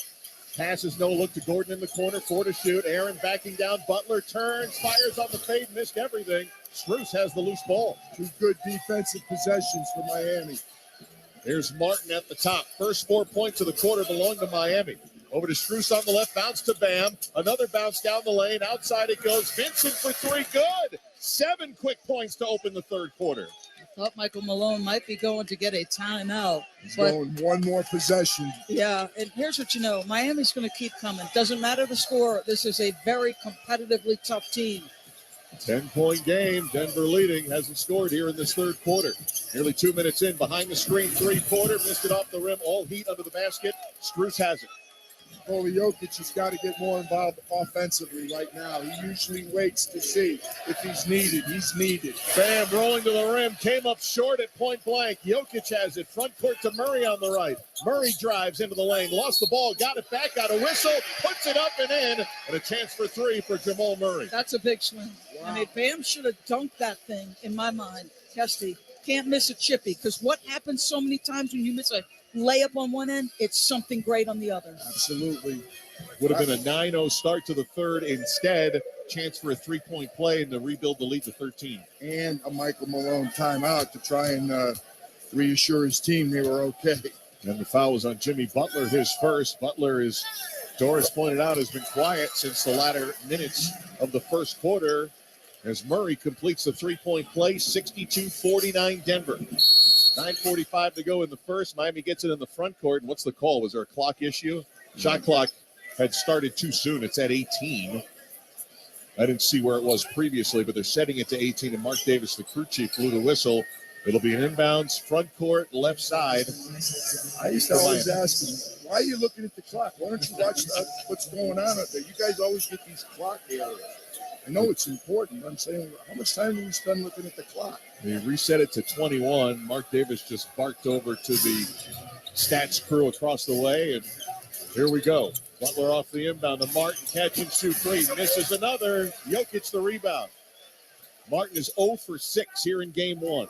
Strus is 0 for 7 in game 1. Murray behind the Jokic screen. Pulls, fades, whistle, basket. No good. Jokic with an offensive foul. They're going to call an illegal screen on Nikola Jokic. Did not see it. Eddie Malloy came out strong with the call. His screens usually do get. Oh, I'm sorry.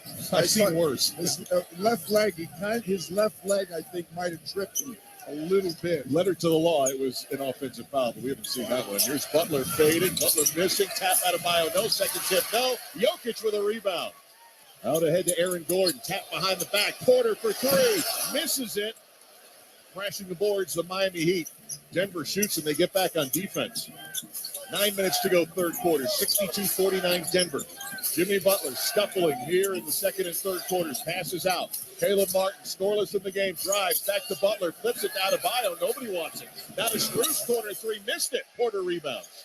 Oh, that was like passing a hot potato. They had 3 better shots than the one they took.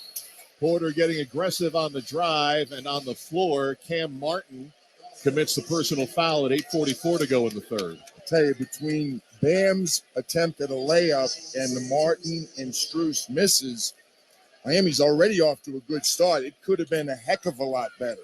13-point game. Denver leads. Inbound Jamal Murray directing traffic. Goes to Jokic left of the circle. Back to Murray. Floats it up on the baseline. Hits it and one. Martin commits the foul. Jamal Murray has 23 points in game one as he goes to the line. I was talking about the Miami guards sprinting off screen, sprinting into action, dribble handoffs between Nikola Jokic and Jamal Murray.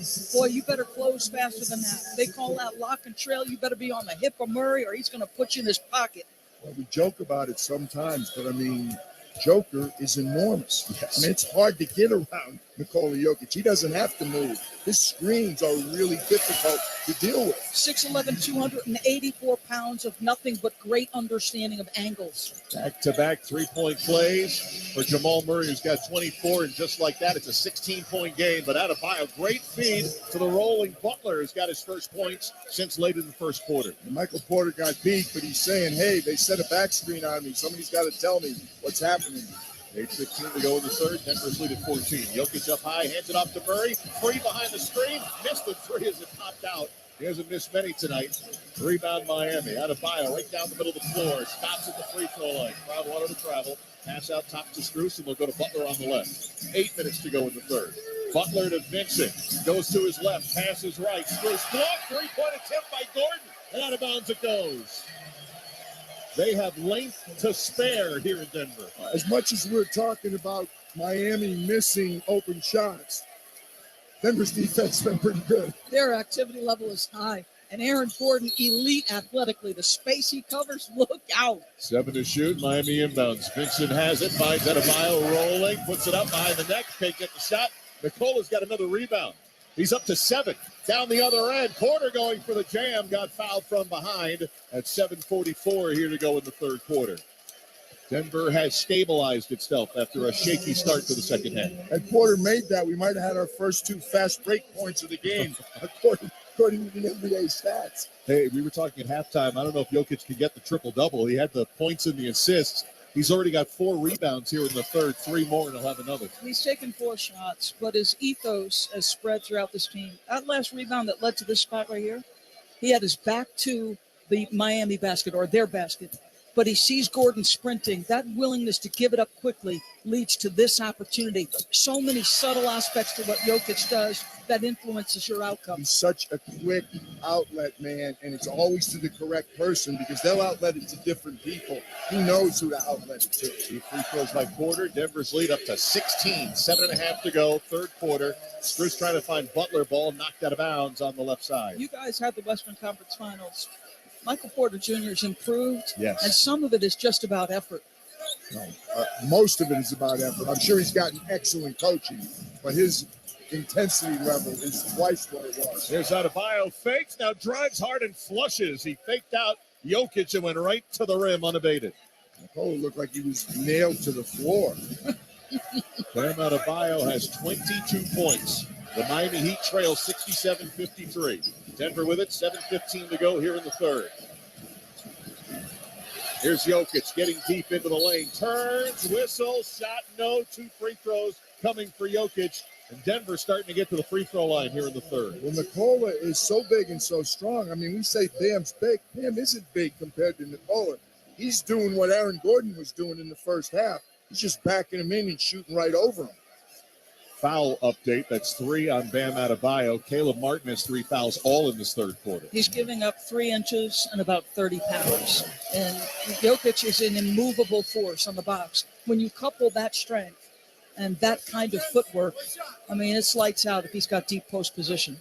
And our listeners may not appreciate just how difficult it is to play both ends when you're playing an elite player. Bam is having a great offensive game, but he's tasked with guarding Nikola Jokic. Jokic split the free throws, 7 minutes to go in the third, 68-53 Denver.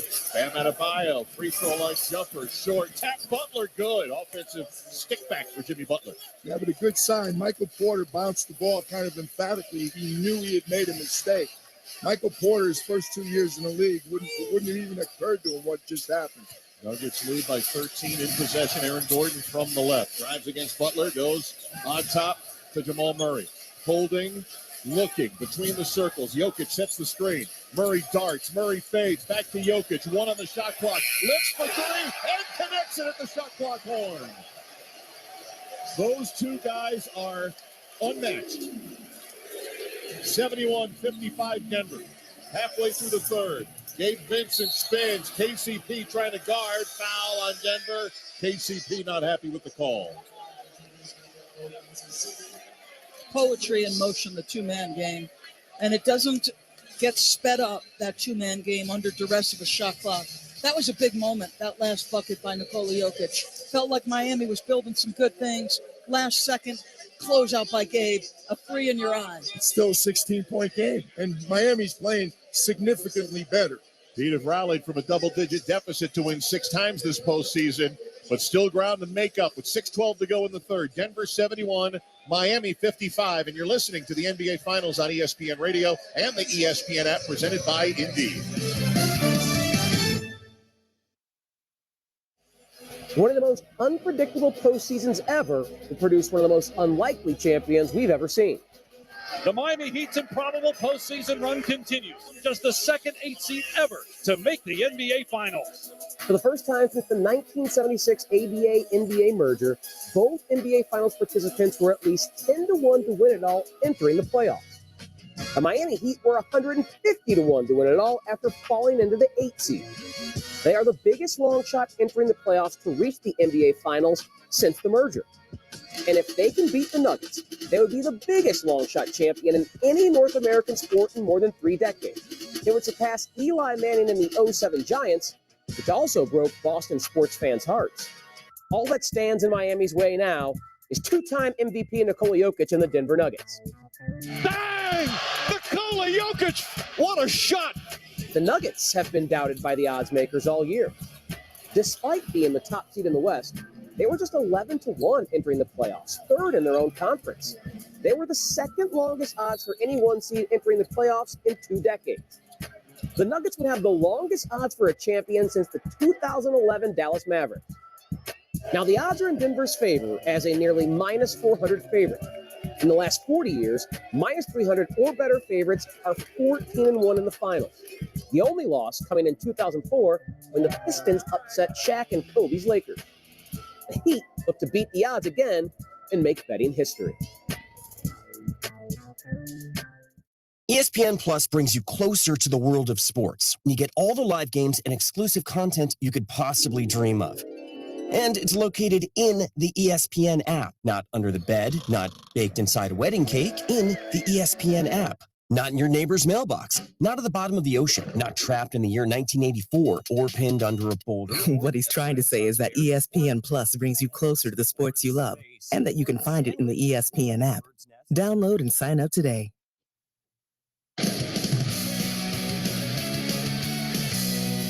Kevin Witcher with you inside our Granger Studio. 6:12 to go in the third quarter. Denver by 16 over Miami. Let's pause 10 seconds for station identification. You're listening to Game 1 of the Finals on ESPN Radio, the ESPN app, presented by Indeed.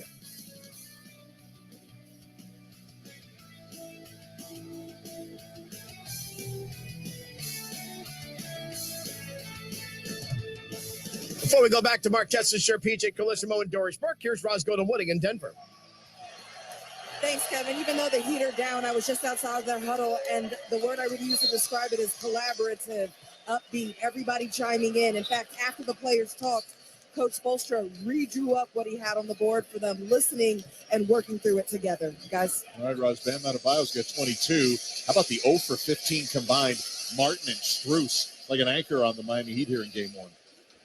Well, it has been, Strus has a tendency to go a little in and out. Caleb Martin has arguably been the second best Miami Heat player in the playoffs, particularly in the last round. See what they drew up on the board. Inbound to Adebayo, dribbling up high.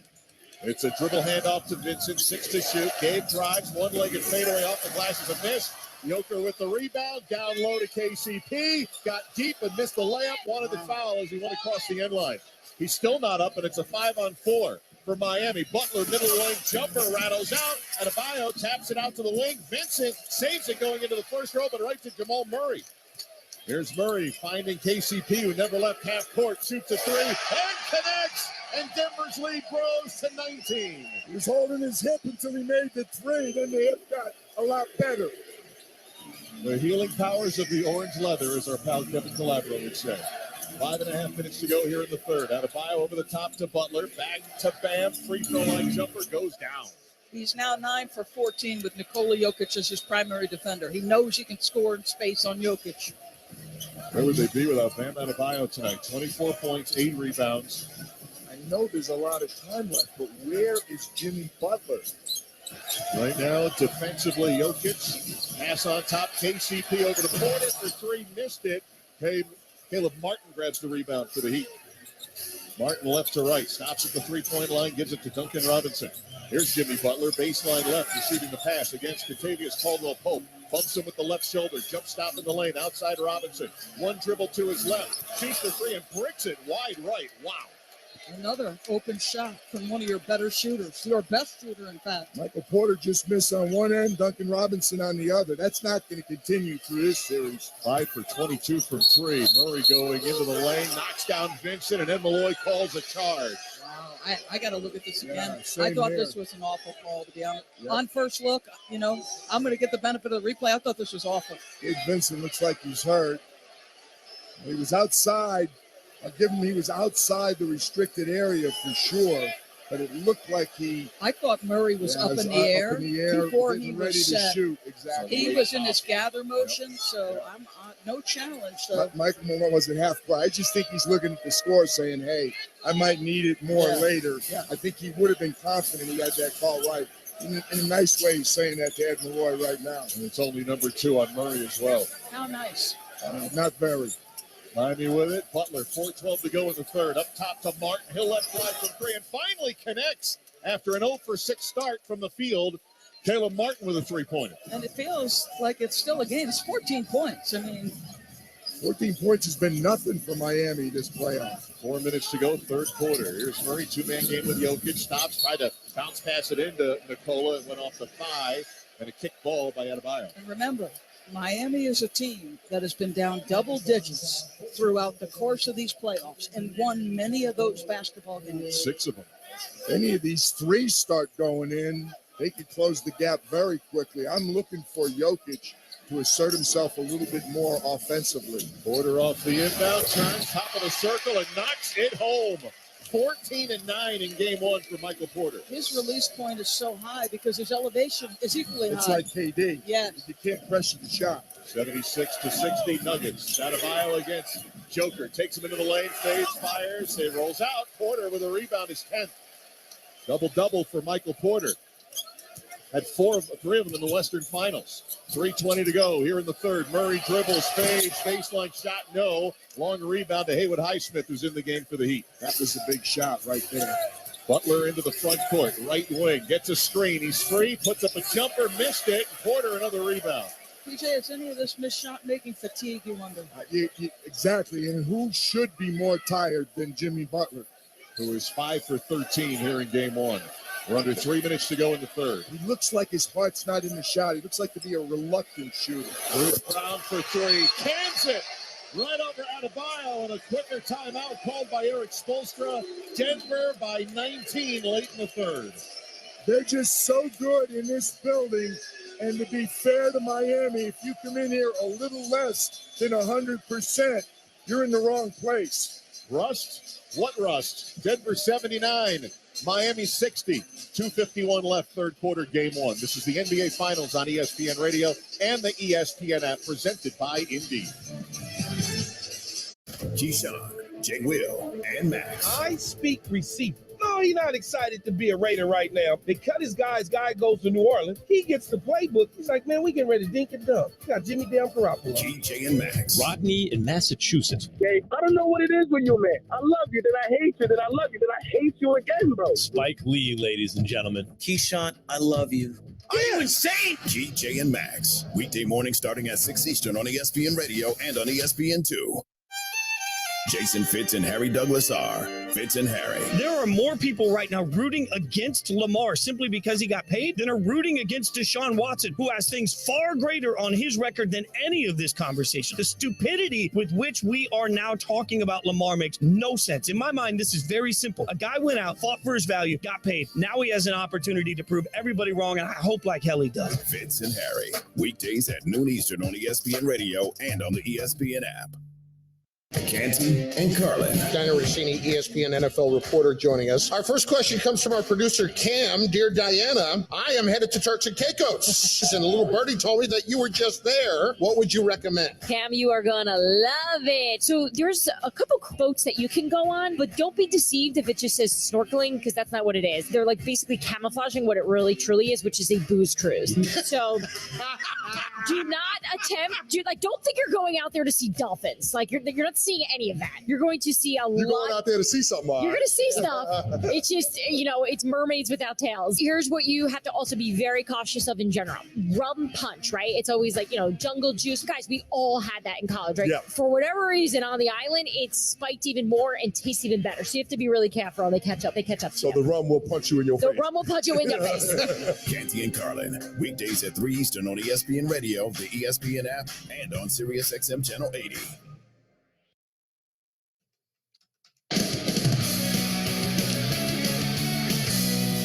Kevin Richard with you inside our Granger studio. 2:51 to go in the third quarter. Denver is a 19-point lead over Miami here in Game 1 of the NBA Finals on ESPN Radio. In the history of the Finals, only one player has ever recorded a triple-double in their Finals debut. It was Jason Kidd back in 2002. Nikola Jokic tonight, 14 points, 11 assists, and 8 rebounds. Again, with just under 3 to go in the third quarter. Back to Mark Kessler, Doris Burke, PJ Calissimo, and Roz Goldenwood. They already broke Wilt's record, 2 rebounds from that 9th triple-double this postseason. Jokic and Murray, it feels like impossible to stop, Joey. They've scored or assisted on 66 points by themselves. They have outdone the Miami Heat, who's got 60. I questioned whether Miami's won too. I mean, don't get me wrong, I love them, but I thought it would be Bam that might not be able to step up. Bam's been way better than I thought. I never imagined Jimmy Butler showing the fatigue that I think evidently he is. Now Butler's going to have to step up because Bam's on the bench. Cody Zeller is in for Miami. Receives the pass from Butler on the right. Dribble handoff Robinson, drifting to the right, out on the arc. We'll go to Zeller up top with 9 to shoot. Cody 2, now 3 dribbles, shovels to half to Lowry with 5. Lowry darts inside the arc, puts up a jumper, missed it off the rim, and Jamal Murray grabs the rebound. It's the other thing we really haven't talked about. They're not a good Denver. They're an excellent rebounding team. Murray and Jokic. Murray looking for Jokic. Bounces it to him in the circle. Back to the basket. Swings it out to Brown, who just hit a big 3. Brown drives inside the arc, pulls it up from the elbow, and that's another. He's big off the bench for Denver.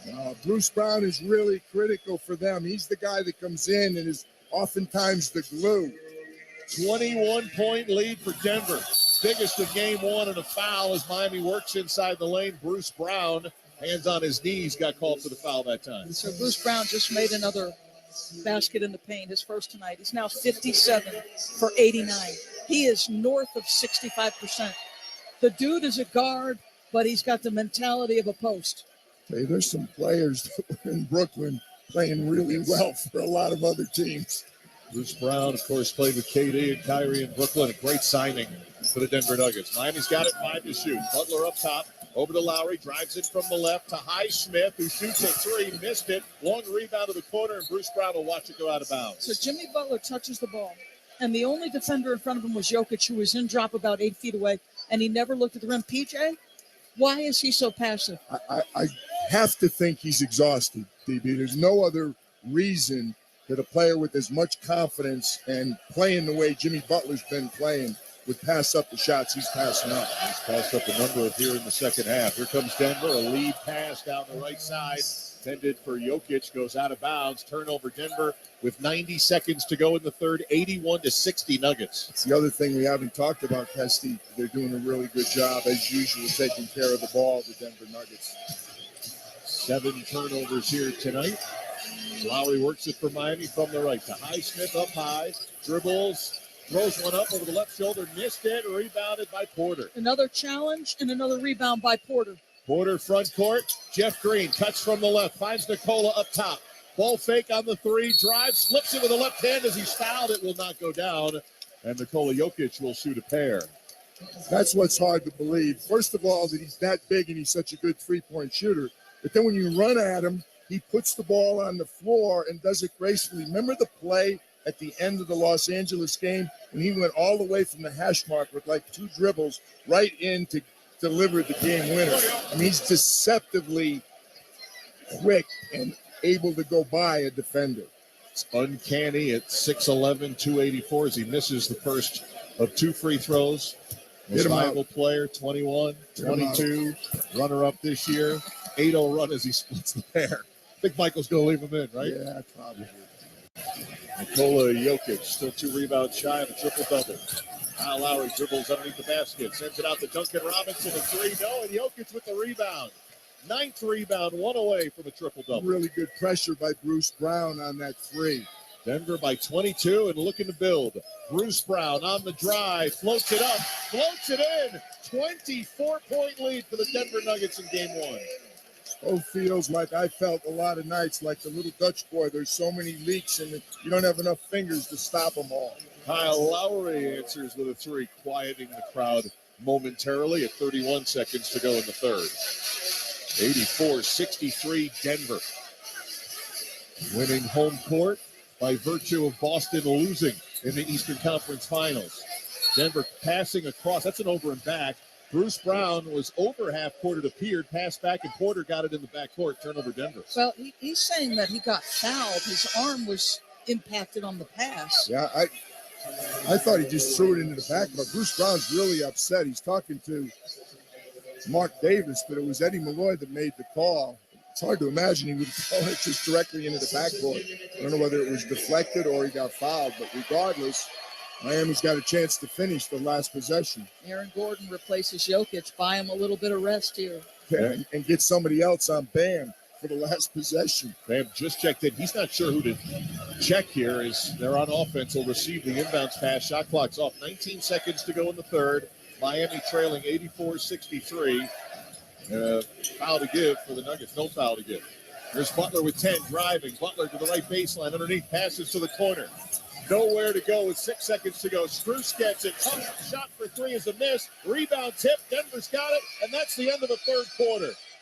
The Denver Nuggets, after 3 quarters, have a big lead over Miami, 84-63, as they come to their feet here at Ball Arena. What an excellent last possession defensively. They made Miami work to get even a kind of a forced 3. Really impressed with the Denver defense. We are through 3 in game 1. Denver Nuggets 84, Miami Heat 63. And this is the NBA Finals on ESPN Radio and the ESPN app, presented by Indeed. Keyshawn, J. Will, and Max. Where do you think Spoelstra's heading before it's all said and done? Top 5 all time. Eric Spoelstra has 3 chips. He has 2 chips as a head coach, 1 chip as an assistant coach, and he's been to 6 NBA finals. I think Steve Kerr is in that conversation, and Steve Kerr obviously has championships, but I will say from an X's and O's perspective, Eric Spoelstra is a better X and O's coach than Steve Kerr. GJ and Max, mornings on ESPN Radio and on the ESPN app. Mike Greenberg. Michael Jordan. That people will never forget. All the fans they made all over the world. Everything I have to Michael Jordan. Absolute reason why I am where I am today, why I have the life I have today. I owe everything I have to Michael Jordan and Scottie Pippen. Those teams brought incalculable joy to millions of people, to their fans in Chicago, to all the fans they made outside of Chicago, to all the fans they made all over the world. They created memories that people will never forget. And the fact that one of the central pieces feels so much bitterness toward it, it is tragic to me that man, Scottie Pippen, who is a good human being, derives so much bitterness and seemingly so little pleasure and joy from what he accomplished. Makes me feel terribly sad for him. Greeny with Mike Greenberg. Weekday mornings at 10 Eastern on ESPN Radio. Plus, you can watch and listen on the ESPN app. He's 6'10". He's wet from 3. Murray might be their second most important. Sparrow, have you practiced the most popular bird songs for the year? Of course. Cat up to us to make their visit a good one. He's 6'10". He's wet from 3. Murray might be their second most important player. You're not going to convince me that Michael Porter is not their second best player. The Right Time with Bomani Jones. You can listen or follow on the ESPN app or wherever you listen to podcasts. Okay, forest animals, kids are coming to the forest, and it's up to us to make their visit a good one. Sparrow, have you practiced the most popular bird songs for the year? Of course.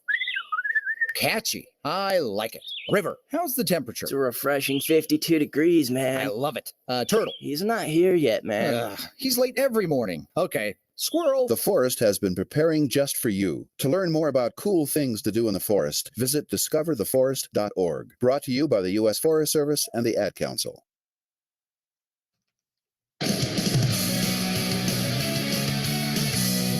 Kevin Winter with you inside our Granger studio. Think about this in that third quarter. Miami at 1 point early in the third had a 7-0 run. If that hadn't happened, look out. Denver's 84, Miami 63 as we make the turn to the fourth here in game one of the finals on ESPN Radio with Roscoe Nowitty, Doris Burke, and PJ Callisto. Here's Mark Testisher back in Denver. All right, Kevin. Impressive first three quarters for the Denver Nuggets. We talk a lot about their offense. But defensively, we went to the quarter break, Doris, talking about defense, and they play that brand too. Miami had the first 7 points of the third quarter. Yeah. They limited them to 14 in the last 10.5 minutes. And I know Miami has missed some open shots, but give the Denver Nuggets credit. The contests that they're doing, the closeouts that they're doing, their activity on the split actions, PJ, everything's been impressive. I agree, D. I thought they were getting better shots in the first half and just missing them. They're struggling to get good looks. Even with that little start they had, 3 for 13 last 6 minutes of the third quarter. And I'll tell you what, a lot of them resemble that last possession where they had to work to get kind of an off-balance three to finish the quarter. Bruce Brown had 7 points to open the third quarter. A steal right off the inbound, and Highsmith lays it in for Miami. Full court pressure. A quick two off at 84-65. Denver, though, still with the 19-point advantage. Nuggets in the front court.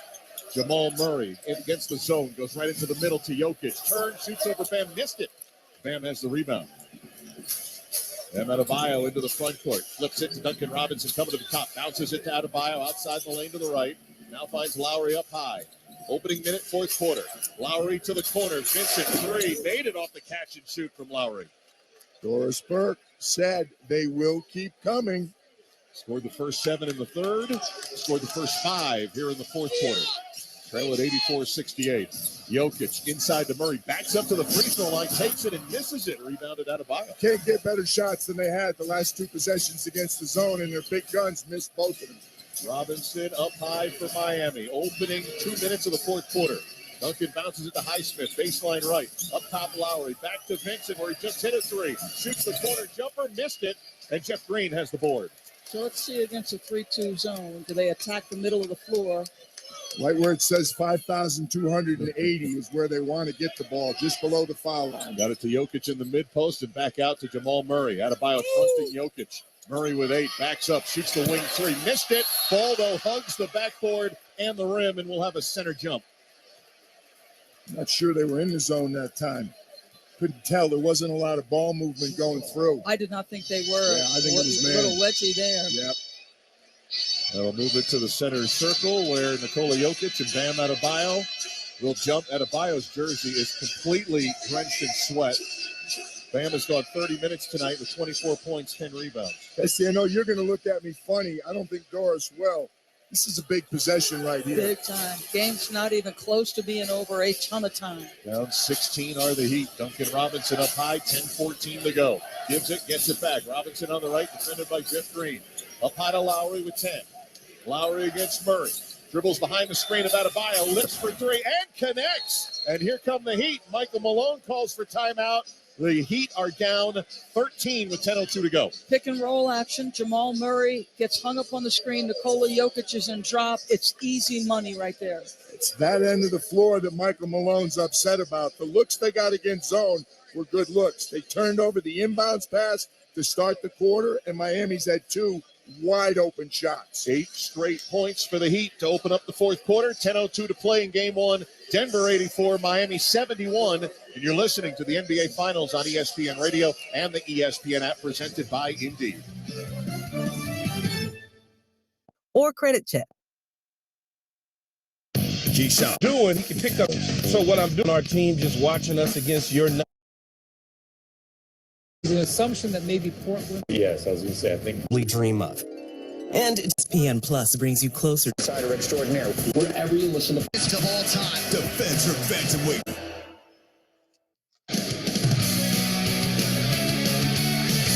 Kevin Ocher with you inside our Granger studio. Reminder, we'll start our coverage Sunday night for Game 2 of the NBA Finals beginning at 7 p.m. Eastern Time. Myself, Roscoe Woody, Mark Kestisher, PJ Carlissimo, and Doris Burke. Keyshawn, J. Max, full coverage of tonight's Game 1 tomorrow morning, 6 a.m. to 10 a.m. Eastern on ESPN Radio and on ESPN2. Before we go back to our broadcast team, Roscoe Woody in Denver with more.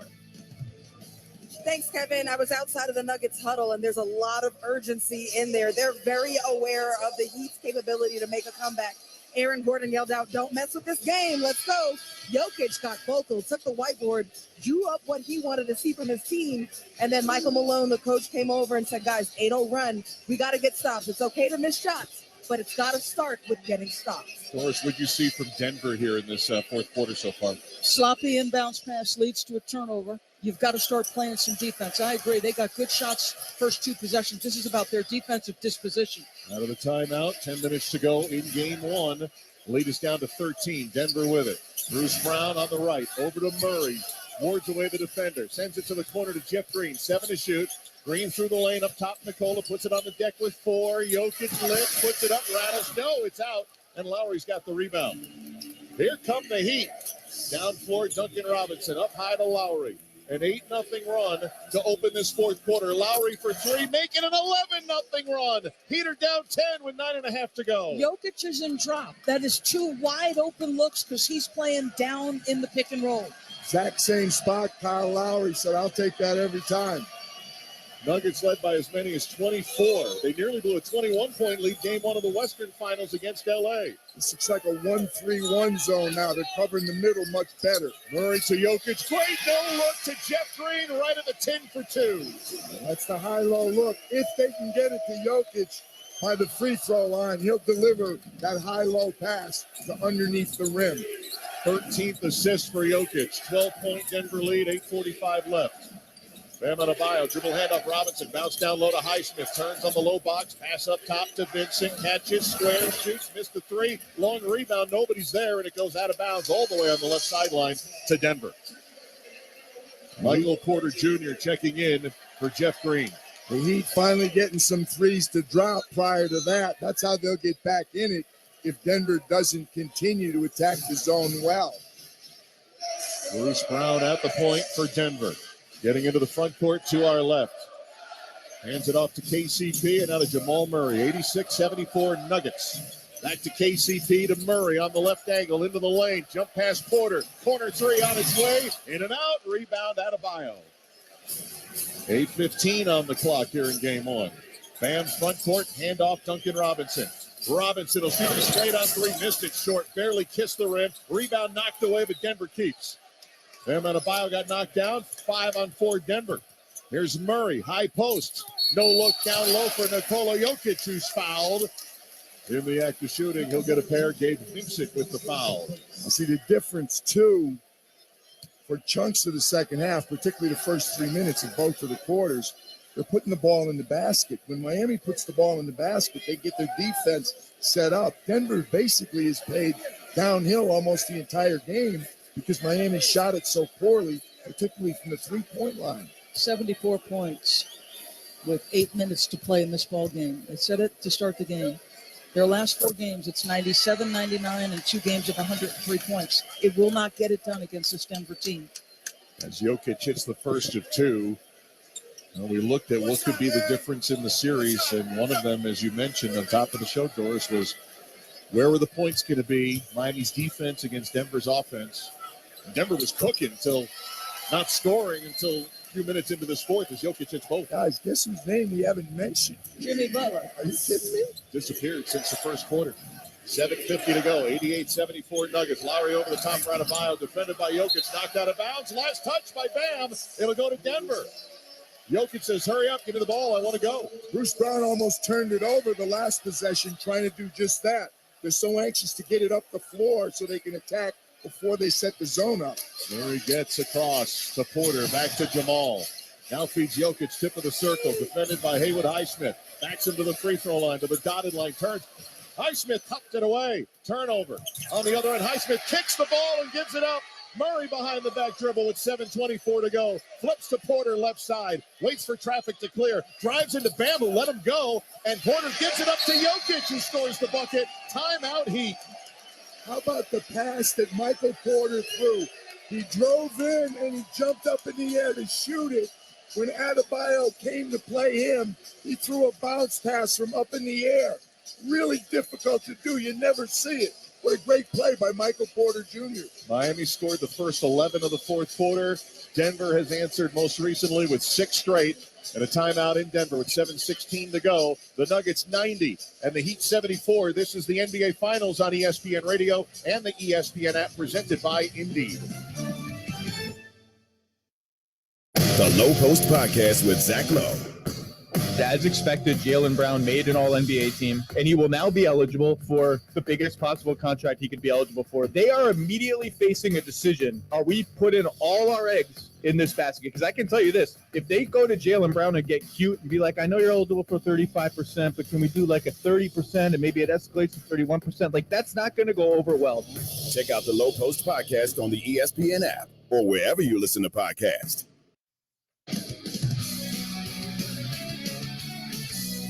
Kevin Witcher with you inside our Granger studio. I want to thank all of you who logged on to our Twitter account at NBA on ESPN Radio to vote in the AutoZone in the Zone poll question. 49% of you said Nikola Jokic would be the player to get in the zone tonight. 1 rebound shy of a triple-double in his NBA Finals debut. 90-74, the final 7:16 from Ball Arena with Roscoe DeWitte, Doris Burke, PJ Carlissimo. Here's Mark Kestecher. All right, Kev, and Doris, you gave me a good note on those 13 Jokic assists. That ties Jason Tatum for an NBA Finals debut, which he had last year. That's a record that's probably go down. Jay Kidd got his triple-double.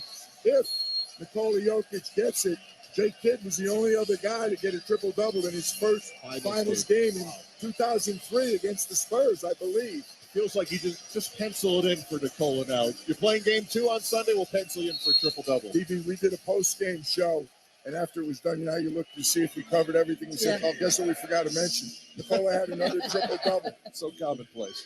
90-74. Denver's lead is 16, 7 minutes to go. Miami on the attack. Vincent left side to Lowry on the left hash. Shot clock under 10. Back to Vincent up high.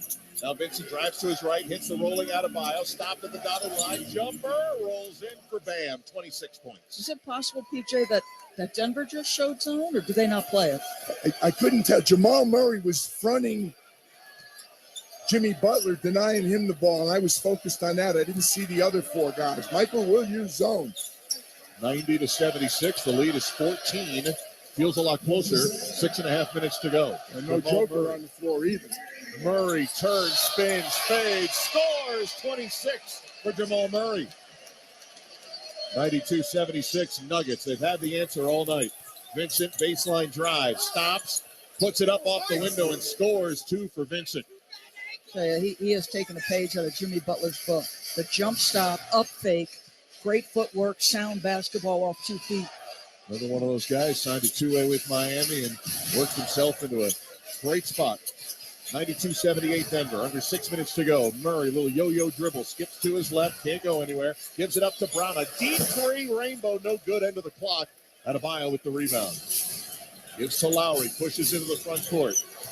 Lowry won a title with Toronto 4 years ago. A corner 3. No good for Kyle. Weak side rebound. Bruce Brown of Denver. Every time you think Miami's like one more shot away from really putting some pressure on Denver, they come up short so far. 14-point lead Denver. Porter rocks, fires, missed a 3. Long rebound at the free throw line for Kyle Lowry. No pass possession, not a good possession. 5:20 to go. Lowry fires it all the way across to the right side. Highsmith waits for traffic to clear at an open 3. Missed it. Bruce Brown has the rebound. 3-point shooting's been a nightmare for the Miami Heat in game 1. Denver's fortunate. They have not played well in this quarter, but they're hanging on. 92-78 Denver up 14. We're crossing 5 minutes to go in game 1. Murray seems to be a bit tired as he dribbles between the circles. Looking to pass. Gives it up, gets it back. Murray well behind the arc. Shoots a 3, bricks it. Offensive rebound, KCP couldn't get the putback. And what's the call for Mark Davis? They're going to call loose ball foul on Miami. I thought KCP just shot it too quickly. He could have gathered and gotten up strong, but he got bailed out. They're going to call it on Lowry. We're going to get a look at the ABC replay. He held him, right?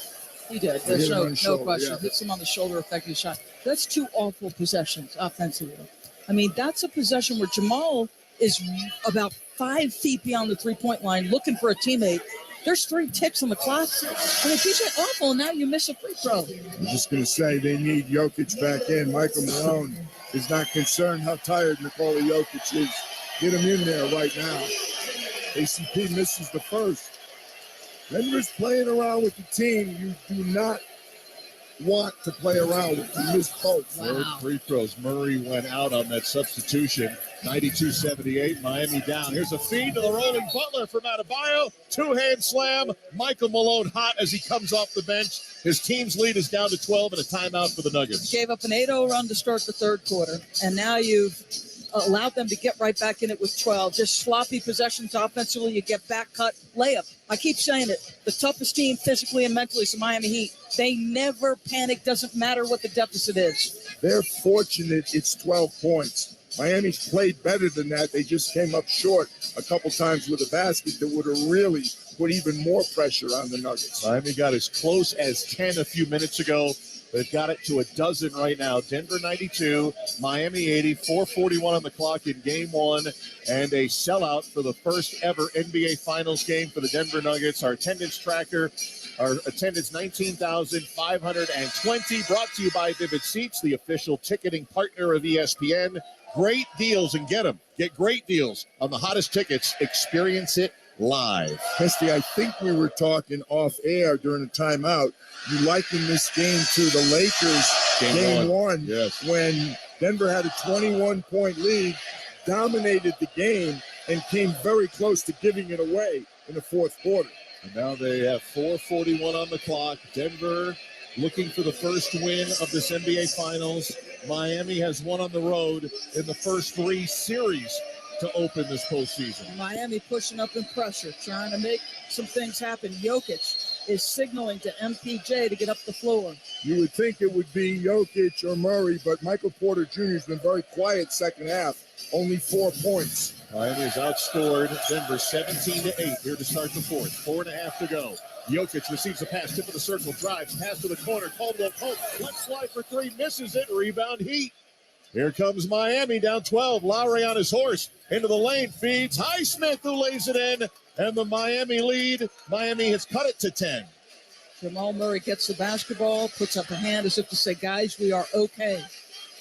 Coming up on 4 minutes to go in the opener in Denver. Jamal Murray between the circles, calls for a high screen. Now feeds a rolling Jokic at the dotted line. Turns, nobody's there, and he puts it up and in. Stagger screen. Get to the soft spot of the zone, which is the middle of the floor, right below the free throw line. That guy is money, Jokic. 21 for the Joker. 12-point lead Denver. Vincent behind the Adebayo screen. Missing on a 3, and Gordon flies in for the board. 3:40 to go. Denver Nuggets in possession, up a dozen. Murray from the right, dribbles toward the top. Jokic is there, receives the pass, gives it back to Jamal. He'll drive, feed Joker at the free throw line. He squares, puts it up over Adebayo and in, and just like that, Denver has restored the 14-point lead. He's unbelievable. I do think he's very tired right now, but again, he doesn't get off the ground when he shoots it. And he just made 2 enormous baskets. 23, 9, and 13 in game one. Here's Adebayo flicking one down low to Highsmith for the easy stuff. What's happening is you're putting Jokic in multiple actions and making him move all over the floor defensively. As he said, he's tired, and that's leading to buckets. Jokic lumbering into the front court with under 3 minutes to go. Denver leading by 12. Pass to Murray, shoots the 3, in and out. Porter, big offensive rebound, couldn't hang on. Lowry poked it away. Took it right out of his hand. Here's Kyle into the front court with 2:40 to go. Long pass, baseline left to Butler, who's been awfully quiet since the first quarter. Butler into the lane, passes to Highsmith. Wide open 3. Count it for Miami. 2.5 minutes to go, and we got ourselves a 9-point game. Highsmith is in and out of the rotation, but his ability to make shots at big moments is impressive. 15 off the bench for Haywood Highsmith, undrafted, out of Wheeling Jesuit. Here's Jokic with Denver's lead down to 9. Up top, KCP drives, squares, shoots, scores a big one with 2:10 to go. Well, he had missed a couple in a row and a couple of free throws. KCP, that was very opportune time. 11-point lead, 2 minutes left. Pass for Adebayo, knocked away in traffic. Jokic comes up with a loose ball. KCP with the defensive play. Oh, a great no-look 30-foot pass to Gordon, who's fouled at the rim with 1:52 on the clock. Gordon frustrated with himself. Missed a chippy. Has got the size and strength to flush that, but he gets some free throws. Jokic, game's on the line. They've got all kinds of game pressure on you. Back-to-back buckets and a dime like that. A lot of players test the indoors with their hands on their knees or on the bottom of their shorts. They're tired. And Eric Spoelstra is giving David Guthrie the business on the lack of a foul call on Bam on that last possession. He feels like he got hacked. Miami Heat only have 2 free throws in the game, 2 free throw attempts. Denver 13 for 17 on the first free throw make by Aaron Gordon. Gordon with 15 points, make it 16, and Denver hits 100. 13-point lead. His free throw shooting has been in and out, Testy. 1:50 to go. Bam attacking Jokic. Jumper fading, missing. Joker the rebound. There's the triple-double.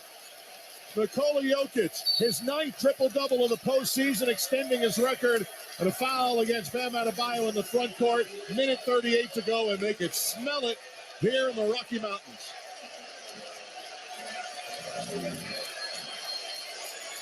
He's still not ready to light the cigar. They obviously look in great shape. Kesty, how about this number? That's the 9th triple-double for Nikola Jokic in the playoffs this year. 3 players, including Bam Adebayo, are tied for second with 1. He's taken 10 shots. Obviously, the free throw's not showing up in that field goal attempt, but 24, 14, 10, all the big plays down the stretch, just the master, a savant. That's his 7th 25-point triple-double as he hits both free throws. 15-point Denver lead, 90 seconds to go. Bam Adebayo, and it looks like Eric Spoelstra about to wave the white flag. Near turnover, Miami. Highsmith has it, drills a 3 from the left with 1:24 to go. This has got himself a lot more playing time going forward. Haywood Highsmith off the bench with 18 points, but Denver leads by 12, 1:15 to go.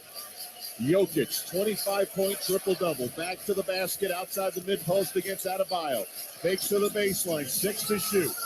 Adebayo holding still. Jokic turns, fades, scores! 27, 10, and 14 for Nikola Jokic in game 1.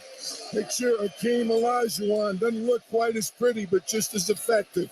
Gabe Vincent drains a 3 from the right with 54 seconds to go.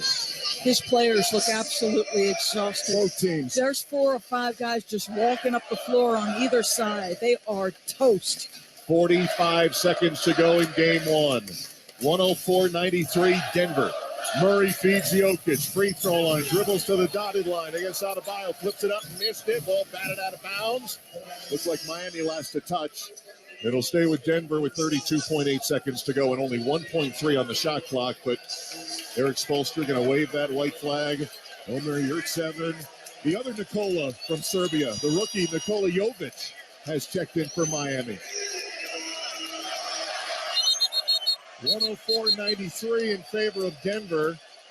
One more sub's going to come in. Those are the whistles from David Guthrie to hold the inbound. How about the 2 free throws by Miami are the fewest in the history of NBA Finals basketball? How about that? That may be mentioned in his stories tomorrow. Believe Eric may talk about that post-game. Here's Porter, late clock off the inbound, missing the 3. Jovic, who hasn't played much this year due to some back problems, got the rebound.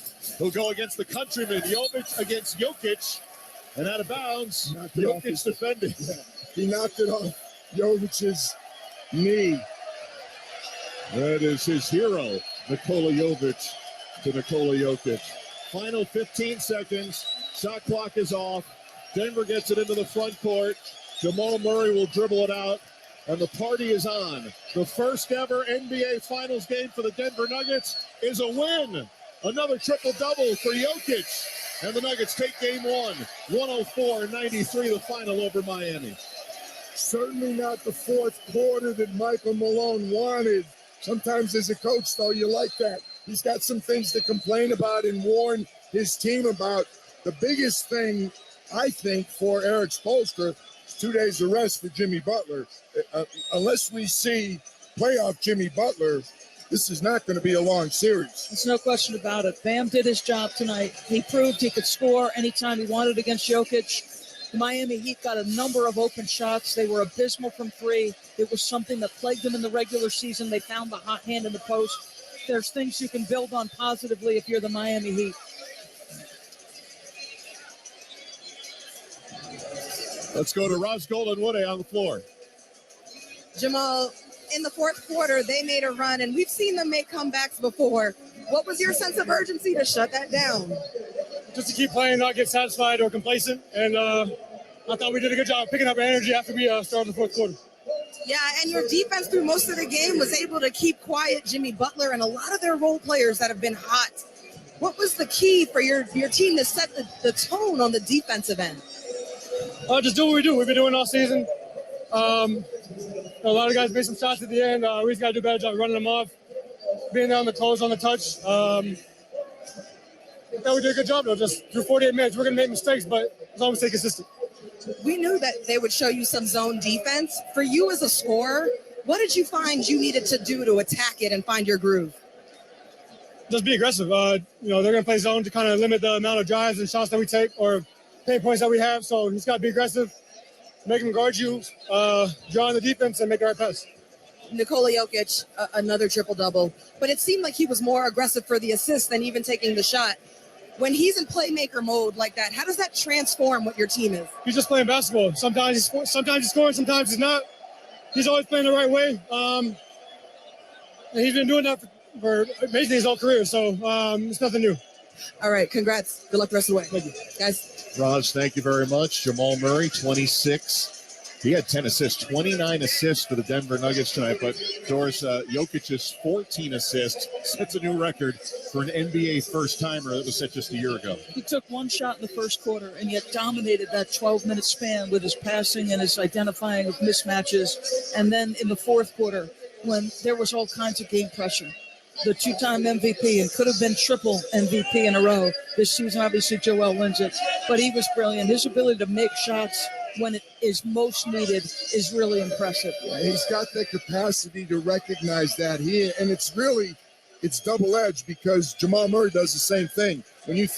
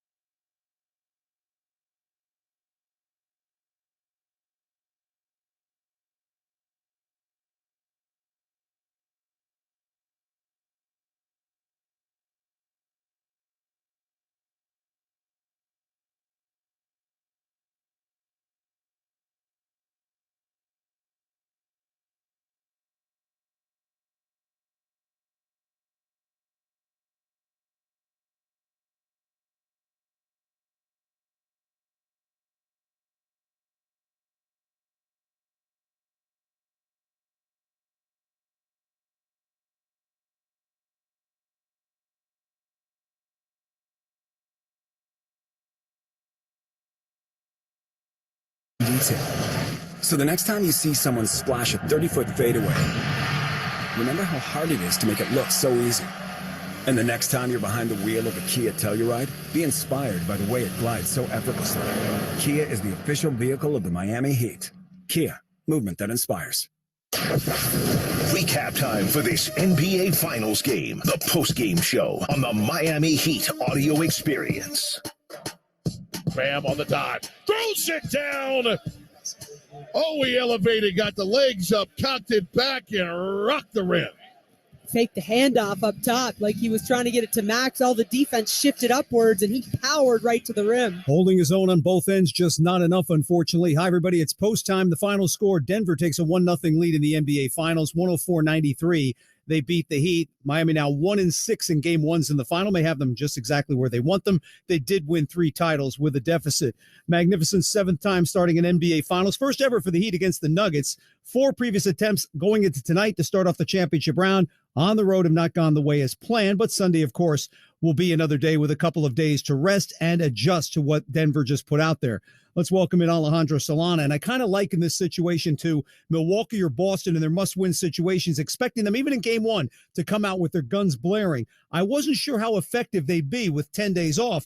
And I guess they let us know with Aaron Gordon taking over in the early going of the game. But did they send any type of message with tonight's game by the way they played, or just one game that Miami has to try to figure them out now? No, I do think they sent a message. It didn't even seem like they played their utmost physical brand of basketball either. They only scored 104 points. And for the most part, they had a nice, comfortable lead for most of this game. Now it's up to Miami to make the necessary adjustments and, more importantly, shoot better in the next game, because one good thing that I think Miami comes away with here is that they had a lot of good looks, especially in the first quarter and the second quarter, that didn't drop. And if you want to compete with this team, you have to be able to score the basketball. It didn't take long for the Nuggets to begin to take control of this game after Miami did pull to within 6 midway through the second. Jamal Murray on fire while Jokic was doing what he does. Bam worried about his passing, and he had 10 at halftime, and that's not all he does. His game numbers, 12 shots from the field, 12 free throw attempts. Doesn't he make triple-double number 9 in these playoffs look very easy out there? It's incredible because he hadn't even taken a field goal attempt until 3 seconds left in the first quarter, and he was already up to 9, 10 assists, it seemed like, and then he ends up getting 10 at halftime. That's what he does. And then late in the game, again, it almost just seems effortless from him. Catches the ball right at the block, kind of just takes a dribble, fade away, and it goes in, nothing but net. That's what makes him the 2-time MVP and one of the toughest players to guard in the history of basketball. I asked you pregame that Bam Adebayo would have a huge assignment on this guy. No question about it, 2-time most valuable player. But number 13 did a nice job offensively, took 25 shots in tonight's game. And I asked you beforehand, how much does he need to raise his level on the offensive end? How much of a good sign is it, the type of numbers that Bam was able to put up against this guy tonight? Not only the numbers, but the amount of shots, 25 attempts from Bam. The good news is those jumpers are falling and they're available for Bam Adebayo. True. The only downside is the Miami Heat took 2 free throw attempts, an NBA Finals low in the history of the NBA Finals, and it wasn't because of the officials just not calling them. The Miami Heat didn't put enough pressure on Denver down low. But again, the good news for Bam, those attempts, they're going to be there throughout the series. Up next, we hope to hear the best in Spo, the post-game thoughts of Miami Heat head coach Eric Spoelstra in a matter of moments. The final score of Game 1, Denver 104, Miami 93. This is the Miami Heat audio experience. This is Jason Jackson with the Miami Heat, and I'm here to introduce you to Accordis, preferred partner of the Miami Heat. Accordis provides the latest technology to help us and many more enterprises like yours to thrive with their solutions for networking, managed printing, IT security, and more. They hold one of South Florida's largest authorized partner networks, partnering with Cisco, Microsoft, Samsung, LG, Xerox, Dell, HP, and dozens more. Accordis gives your business the fast and effective tech game plan it needs to continue to win. To start winning with us, contact Accordis today at 1-888-331-3134 or visit them at www.accordiscorp.com. Imagine a bank that is always in your court, one that sees their customers as part of a team with a common goal to achieve your dreams. Well, imagine that. There is one. We're Amerant. We're ready to help you wherever you are in life, and just as importantly, wherever you want to go. Because at Amerant, we want you to live a life beyond what you could imagine. Amerant, official bank of the Miami Heat. Member FDIC. Fly to Philly, take off to Tampa, depart for Denver. Following your team on the road is more rewarding with the new American Airlines Advantage program. Your flights and everyday spend not only earn you miles towards your next trip, but also loyalty points toward Advantage status. All the more reason to purchase both a home and away jersey. With status comes great benefits like priority boarding, free checked bags, and complimentary upgrades. Not a member? Enroll for free today at AA.com. American Airlines, you are why we fly. Terms and conditions apply. Injured in a crash? You deserve Anajar Levine. We stand up to the big insurance companies. They want you to settle for a fraction of what your case is worth, but we'll fight to get you the maximum money for your injuries. Experience the Anajar Levine difference. Call me, Glenn Levine, at 1-800-747-FREE. That's 1-800-747-3733 for a free consultation and take back control of your life.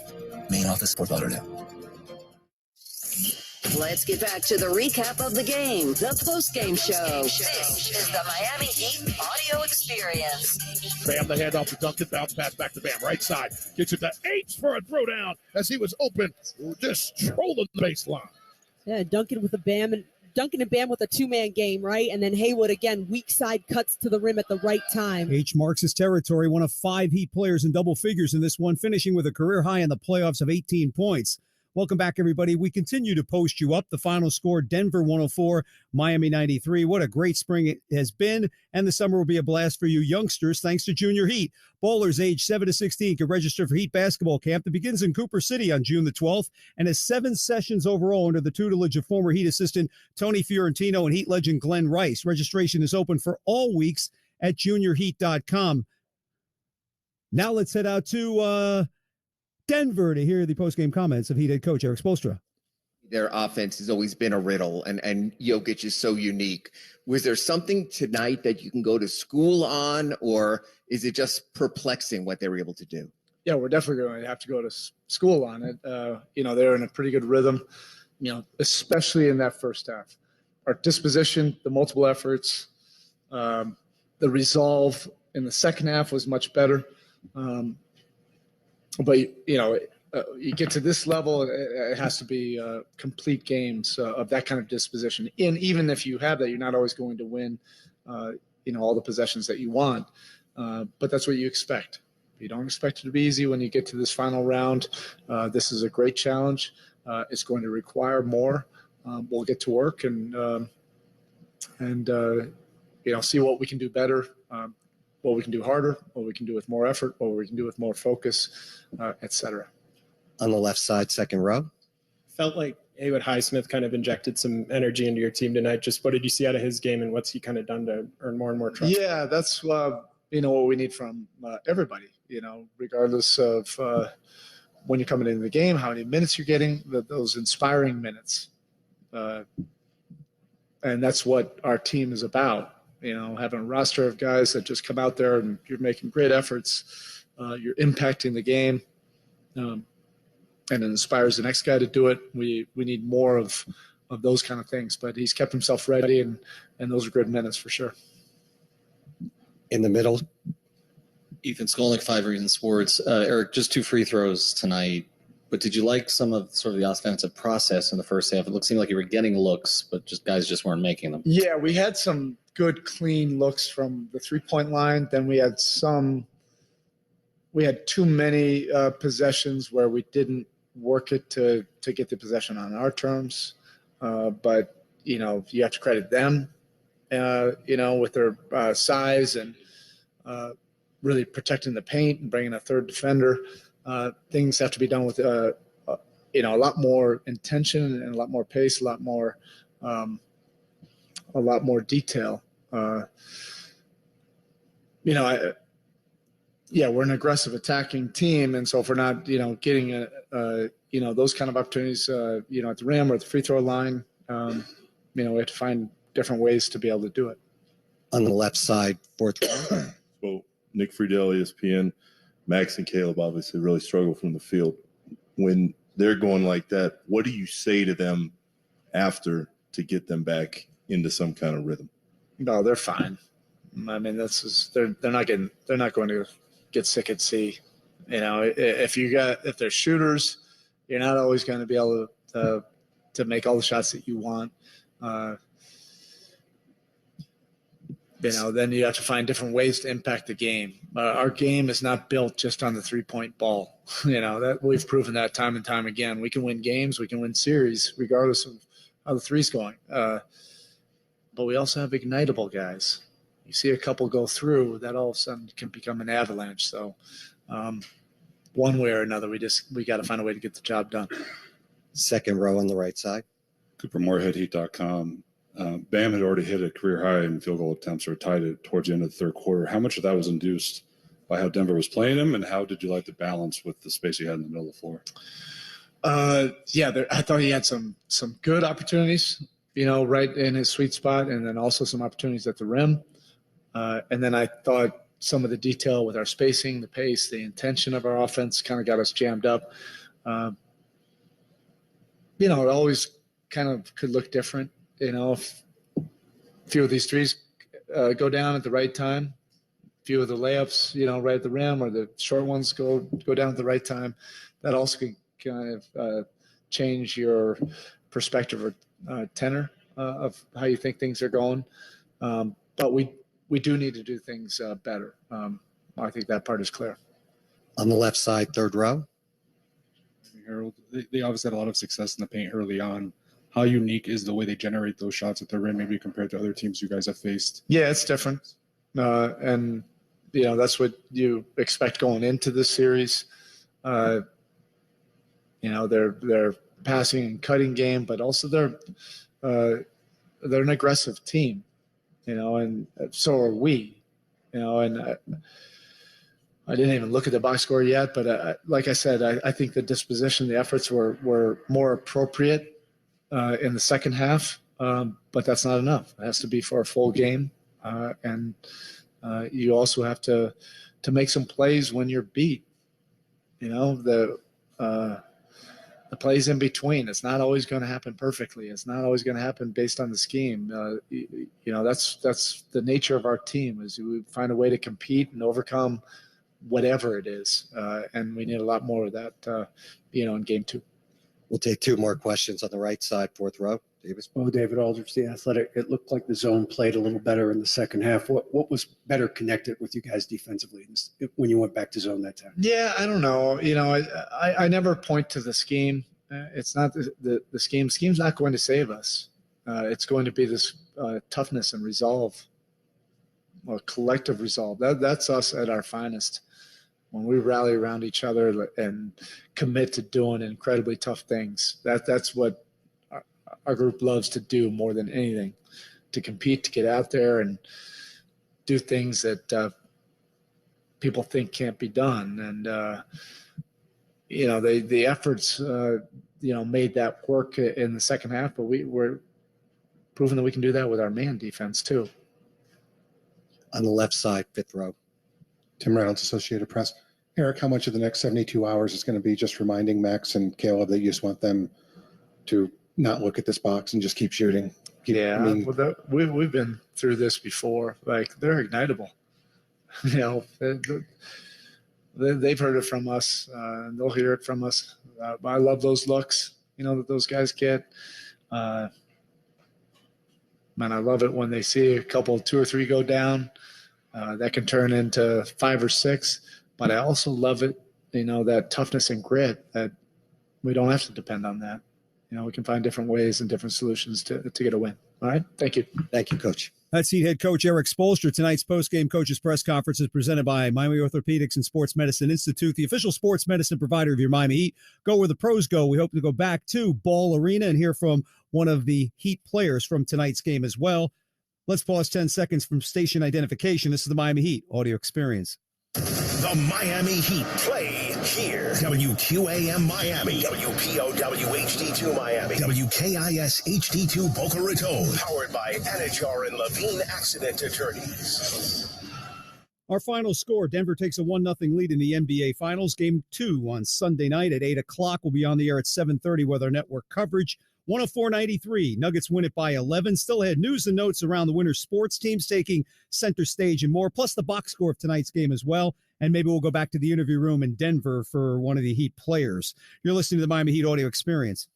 When it comes to basketball in Florida, Valley Sports Sun is the heart of the state, bringing you to the hardwood for all the biggest moments. He's on fire! Watch your hometown team turn up the temperature as they battle the very best around the league. Oh my! Plus, pregame with your favorite Valley Sports team before and after each game for the Heat live pre- and post-game shows. Yes! Catch the Heat all season long on Valley Sports Sun, the Valley Sports app, and Valley Sports Plus.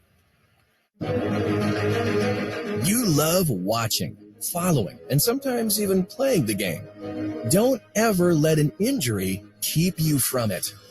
Let the all-pro staff at Baptist Health Orthopedic Care, the official sports medicine provider of the Miami Heat, get you back to what you love.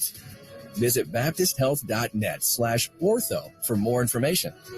Doesn't it feel good to know you can go where the pros go? Can health insurance be a doorway to a healthier life? To yoga classes? To nutrition classes?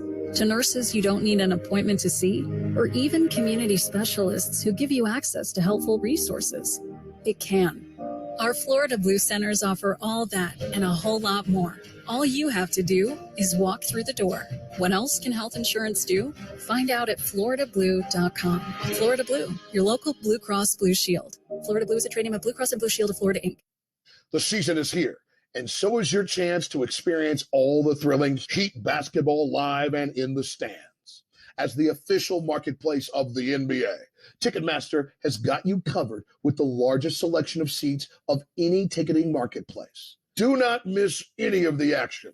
Grab your tickets now at Ticketmaster.com/heat. Let's get back to the recap of the game, the post-game show. This is the Miami Heat audio experience. Duncan, right side of the arc, back out top. To Lowry, uses the left screen. He's got room for a three. He made the three. Kyle Lowry now 3 of 5 from downtown. He has 11. In an 11-0 run in the fourth quarter. They made it interesting after trailing by 24. The Heat sliced the deficit to 9 with 4 minutes to go. The Nuggets go on from there. Welcome back, everybody. The final score, Denver takes a 1-0 lead in the NBA Finals by beating Miami 104-93. Let's take a look at the box score of tonight's game. Start with your Miami Heat. Caleb Martin, after the tremendous game number 7 in Boston on Monday, 25 minutes, 1 of 7 from the floor, 1 of 2 from 3, 4 rebounds, 1 steal, 1 block, 3 points for Caleb Martin. Jimmy Butler, a nice start.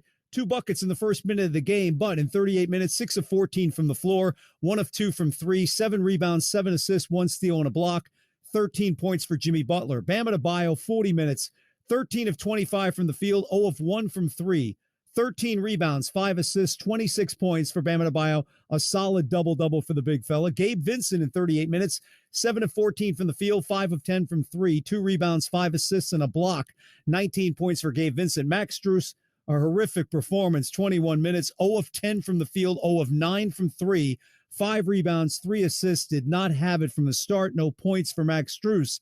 Duncan Robinson, if he's not going to score, meaning Strus, you need Robinson to pick up and do some things from 3, 1 of 6 from the floor, 1 of 5 from 3, so the two combined for 1 of 14, 1 rebound, 1 assist, 3 points for Duncan Robinson. Nikola Jovic played the final minute, had a rebound, 0 for 1 from the field, did not score. Omer Yurtseven did not score either in 1 minute. Cody Zeller, 8 minutes, 0 for 1 from the floor, 3 rebounds, no points for him. Kyle Lowry, 26 minutes, 4 of 8 from the field, 3 of 6 from 3, 5 rebounds, 5 assists, 1 steal, 11 points for Kyle Lowry, as Jax mentioned on his three-pointer there that cut the deficit to 10. Haywood Highsmith, 23 minutes, 7 of 10 from the floor, 2 of 4 from 3, 2 of 2 from the line, 2 rebounds, 2 steals, 18 points for Haywood Highsmith. 41% from the field for Miami on 39 of 96, 13 of 39 from 3, and a lot of those coming in the fourth quarter because they were shooting in the mid-30s for most of the game and around 25% from beyond the arc. Only 2 free throw attempts by Highsmith, as I mentioned, 2 for 2 from the field. That is an NBA record for the least amount of free throws taken in a playoff game. They had 43 rebounds to the Nuggets' 44, 26 assists. The Nuggets at 29. As far as turnovers in tonight's game, only 8 for Miami, 10 for Denver in a pretty cleanly played contest. Looking at Denver's individual numbers, Aaron Gordon started off strong, 36 minutes, 7 of 10 from the field, 0 of 1 from 3, 2 of 2 from the line, 6 rebounds, 1 assist, and a block, 16 points for Aaron Gordon, 12 of those coming in the first quarter. Michael Porter Jr. in 43 minutes, 5 of 15 from the field, 2 of 11 from 3, 2 of 2 from the line, 12 rebounds, 1 assist, 2 blocks, 14 points, a double-double for Michael Porter. Nikola Jokic in 40 minutes, 8 of 12 from the field, 1 of 2 from 3, 10 of 12 from the line, 10 rebounds, 14 assists. He had 9, make that 10 at the half. 1 steal, 1 block, 27 points for Nikola Jokic.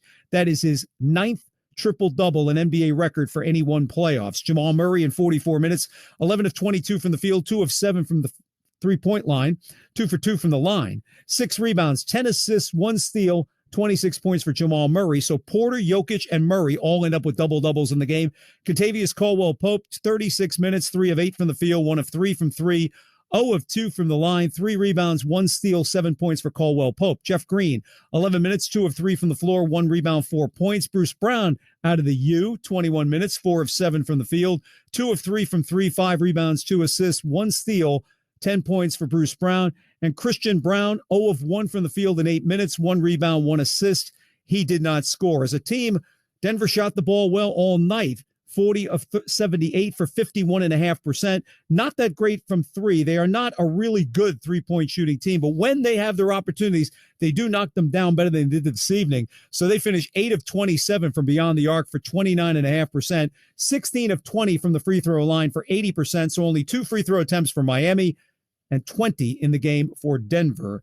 It all adds up to a 104-93 victory for the Nuggets over the Heat. NBA news from today, the Celtics announced that Joe Mazzulla will be back as the head coach next season, and I'd love to have Jaylen Brown sign that 5-year, $295 million extension. In 2024, Jason Tatum is up for a $315 million extension, so they'd have to pay, if they sign both of them, $600 million to 2 players. NBA Commissioner Adam Silver, addressing the John Morant situation, says that something will be announced after the finals as new information has surfaced regarding the All-Star Grizzly guard as to what the league is going to do about Morant. And Nick Nurse met the Philadelphia media today for the first time after being named head coach and says he wants to talk to James Harden, who is a free agent with a player option if he decides not to take it, about winning. Harden is supposed to get in the ballpark area of $45 million if he stays, but he may want to try to get an extension someplace. Nurse says the team definitely wants him back. National Hockey League, Florida flies into Vegas to get ready for game number 1 of the Stanley Cup Finals. That'll be Saturday, June the 3rd.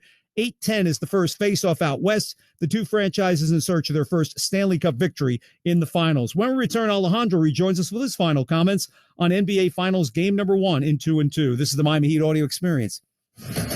At the UPS store, not every small business needs the same thing, but every small business needs something. We're the scanning and faxing store, the printing store, the packing and shipping store. I need my designing place and my printing place to be the same place store.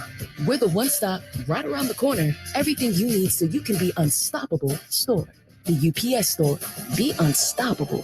The UPS store locations are independently owned. Product services, pricing, and hours may vary. See Center for details. Hey, Heat Nation, the best way to celebrate a Heat win is with Papa John's Pizza. Because when the Heat win, you win too. The day after a Heat win, get 50% off online orders at regular menu price when you order from the Papa John's app or papajohns.com. Using the promo code HEATWIN. And don't forget to join Papa Rewards for exclusive items and score points towards free pizza with every order. Papa John's, the official delivery pizza of the Miami Heat. Offer valid for online orders only. Not valid with other discounts. Delivery fee and taxes extra and are not subject to discount offer. It's time for easier, and buying a Yamaha Wave Runner has never been easier. With the largest stock in South Florida, and with special offers during the Perfect Choice sales event, quick and easy financing and APR as low as 3.99% for 60 months. What are you waiting for? 2022 models are arriving. Jet Ski of Miami, your go-to dealer for anything Yamaha. Jet Ski of Miami and Fisherman's Boat Group, your Yamaha Marine Superstore for over 60 years. JetSkiofMiami.com. Main retail prices not include prep, freight, or tax. Monthly APR rate on price based on Tier 1 qualifying APR. See dealer for details.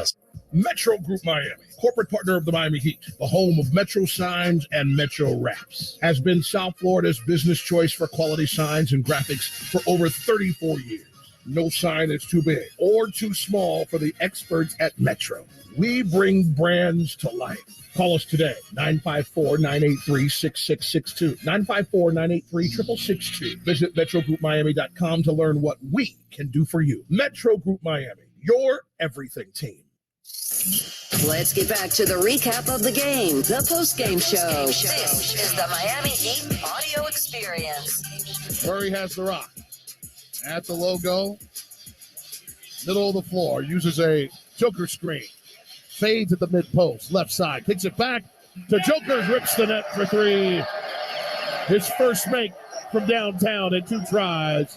He has 14. And hard to believe he was just warming up in the mid-third quarter. One of 3 Nuggets with at least a double-double in this game. 15 as usual triple-double numbers. 27 points he finishes with, 10 rebounds, and 14 assists. Welcome back, everybody. The final score, Denver 104, Miami 93 to take a 1-0 lead in the best-of-7 NBA Finals. Let's welcome in Alejandro. Start with Jimmy Butler. Very relaxed and confident during yesterday's media session. Hit 2 quick jumpers in this game, but then struggled offensively most of the evening.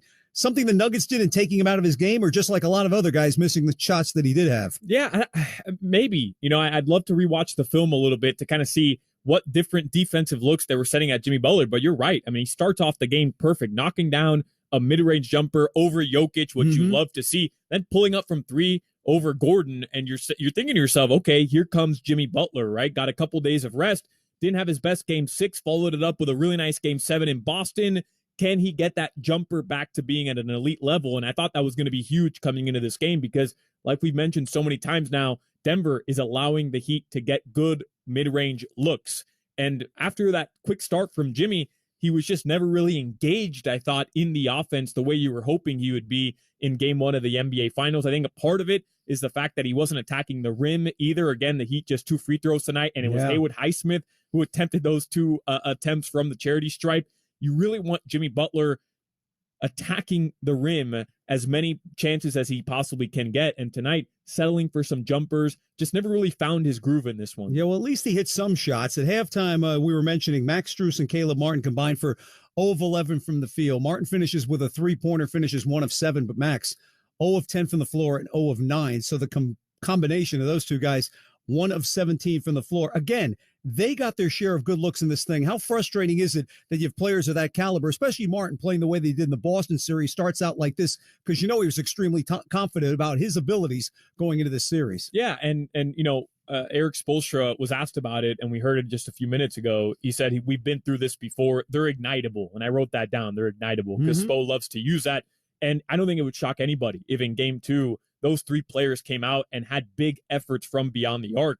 And I think that's what makes it so frustrating, that the looks were clean and open for the most part early on in that game. Actually, the Miami Heat at halftime, outside of Bam Adebayo, who was 5 of 6 from open looks, what NBA considers open looks, all other Heat players combined were just 5 of 18 for 27%.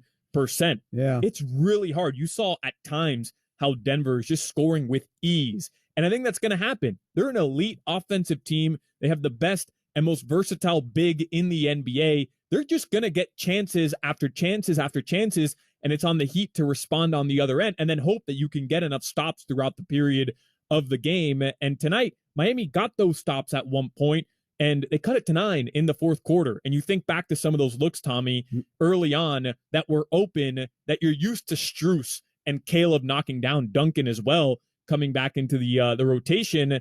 Had they hit a couple of those, right, 5 or 6, we'd be talking about a very different outcome tonight. Unfortunately, it was a tough shooting night for both of them, all 3 of them, rather. You take a look at the Nuggets starting 5, 20 free throws for those 5 players.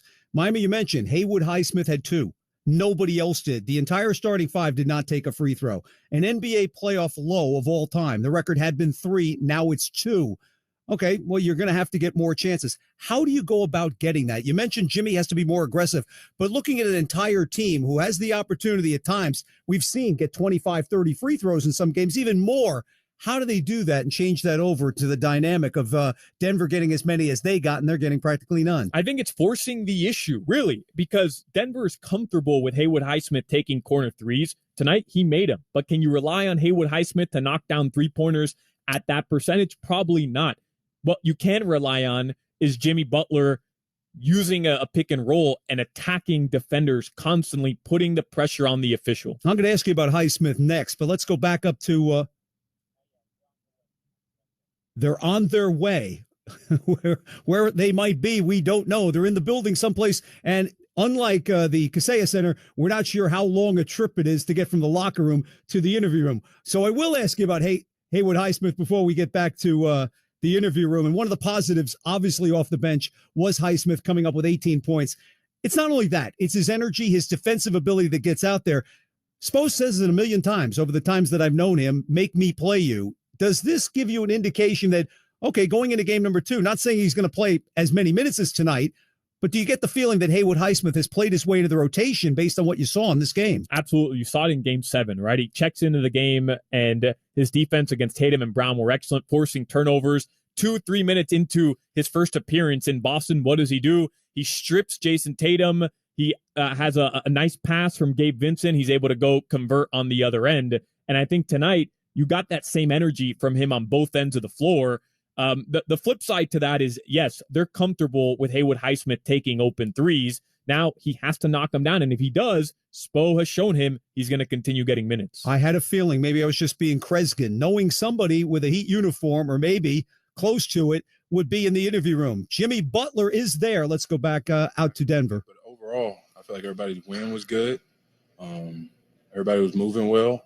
We just lost the game. Next question, first row on the right side. Okay, we're going to go on the left side here, third row, gentlemen. Yes. Anthony Chang, Miami Herald. Jimmy, Gabe, did it take a while? Did it feel like it took a while to get used to Denver's offense, just in the unique way they kind of generate shots around the rim, especially in the paint there early on?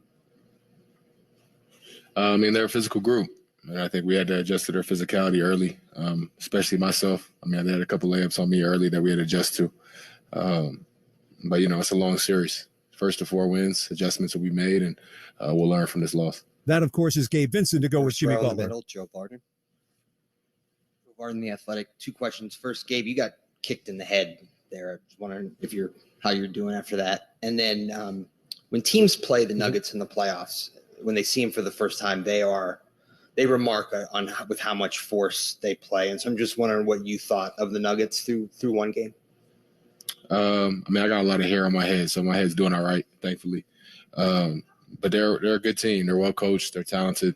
It's going to be a challenge. It's the finals. We don't expect it any other way. We're looking forward to game 2. I definitely think they came out with a lot of physicality, and we have to be able to match that. They did their job on their home floor. You have to say that, but we will be ready. Like he said, we will adjust, do some things very differently, and come out here and be ready to get one for game 2. Left side in the 5th row. Jimmy, Nick Friedel, ESPN. Why do you think the offense struggled so much to find its rhythm throughout the night? Probably because we shot a lot of jump shots, myself probably leading that pack instead of putting pressure on the rim, getting layups, getting to the free throw line. When you look at it during the game, they all look like the right shots. And I'm not saying that we can't, as a team, make those, but got to get more layups, got to get more free throws. And whenever you miss and don't get back, the game gets out of hand kind of quickly. We gave up too many layups, which we also can't have happen. But that's it as a whole. We got to attack the rim a lot more, myself included. On the left side, 4th row. Jimmy and Gabe, both for you. Wes Goldberg, Locked On Podcast Network. It felt like Bam was involved in the offense even more than in previous series. Was there things that you guys were able to do as this game went on to just play off of him a little bit more than maybe you guys were doing earlier? I mean, I think we're always trying to find Bam. And the way they guard, he tended to be open with some of our sets a bit, and he made some good reads tonight and made some shots. He's aggressive. We're going to need him to continue to be aggressive and continue to attack and continue to make the right reads for us. I agree. When Bam is making shots, I think he makes everybody's job a lot easier. We want him to continually be aggressive, and he was making, the right passes when he couldn't get a bucket as well. And those shots will fall for everybody next game. Stay with it. Keep playing that style of basketball. But in the end, if we guard a little bit better, not give up so many layups, get back, I think the game's a little bit different. Staying on the left side, 2nd row. Peter Bow with The Athletic. Jimmy, I'm curious. Haywood Highsmith seemed like he was a bright spot for you guys tonight. Just what did you see out of his game, and what has he done to kind of earn more and more playing time? He's comfortable and confident. He shoots the ball very well. He cuts to the rim. He guards. He does anything and everything that you ask him to do. Tonight he spaced the floor incredibly well. He had some timely cuts, some stops, some hustle plays, and that's what made his mark in this league for him, and he's continuing to do it even in the finals. Going to the right side, 2nd row. From ourheadheat.com, Jokic had an efficient night and also had the 14 assists, so he kind of got to both parts of his game. How do you think you guys did in this first attempt with him, and what do you want to adjust with his unique style of play? I mean, he's talented.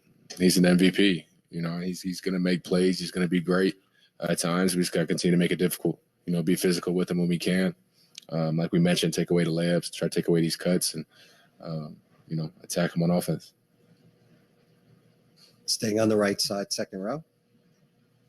With the way Will Guillory with the Athletic, with the way they move off the ball, how difficult is it just to prevent some of those switches that lead to, some of those Aaron Gordon post-ups or Michael Porter Jr. shots at the rim, and how much is that going to be a focus in game two, not allowing them to create some of those switches?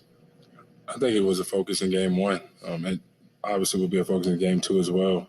We just got to be better on put body on body and making sure that we're challenging everything at the rim, not giving up back cuts and slips for open threes. I think whenever we watch this film, it's going to look way worse than it really is, but that's the only way we're going to learn from it. 2 more questions, first row. Tomer Zarli from Clutch Points. Jimmy, you played an all-around game. You have been for a while. How do you balance kind of feeling your way through a game versus, putting your head down, attacking, and not just playing off what they give you, but making stuff happen yourself? I think I've done well in that area.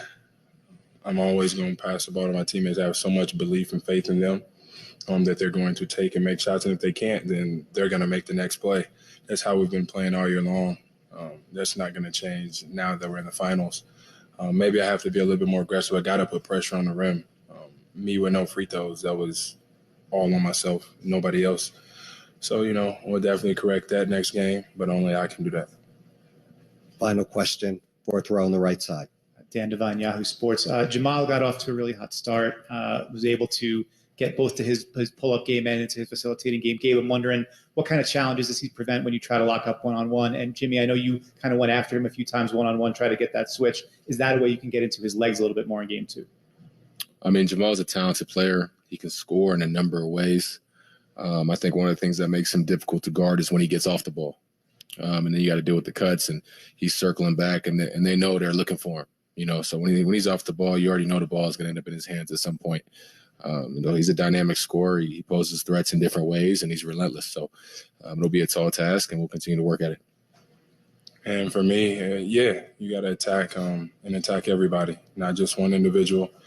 I have to do a better job of creating the help, 1-2 guys, and getting into my shooter. Otherwise, finishing at the rim, making shots. But we missed a lot tonight, and we'll be better in game two at the end of the day.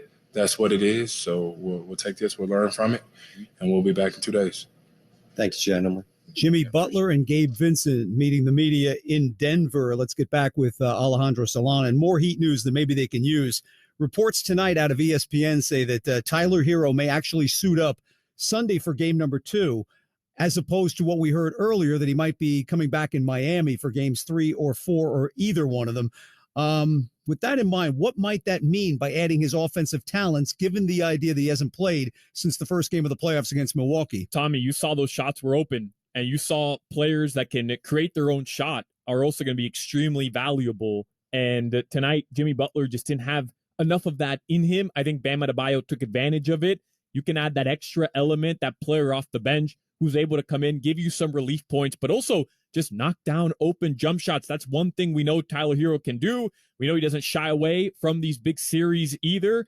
I am interested to see how he'll look when he does return, not having played basketball since mid-April, right? Yeah. So, I mean, that's obviously a certain element to his return, but if he can look healthy and he does look fresh, he can knock down shots. You know that of Tyler Hero. Well, we'll definitely talk more about that when we hear exactly what's going to happen on Sunday. And speaking of Hero, we discussed three-point shooting before it began, the entire game.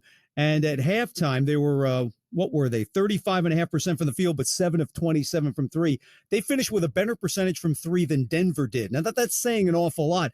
But the overall thing, as you mentioned, how many clean looks and good looks they had the entire night and only shot 40.5%, lost the game by 11. Denver, on the opposite side, was able to get an awful lot of what they wanted to do and control the game for the most part. Now you're looking at this. How much does shooting play a part in this entire series, let alone just in game number 2? But moving forward, how they have to shoot the ball somewhat closer to the way they shot against Boston than they did tonight. Yeah, definitely. And those series, Milwaukee and Boston for that matter, I mean, it was a shot-making series. The Heat made more shots, bottom line, than Boston, and the games where Boston shot over 40% from 3, guess what?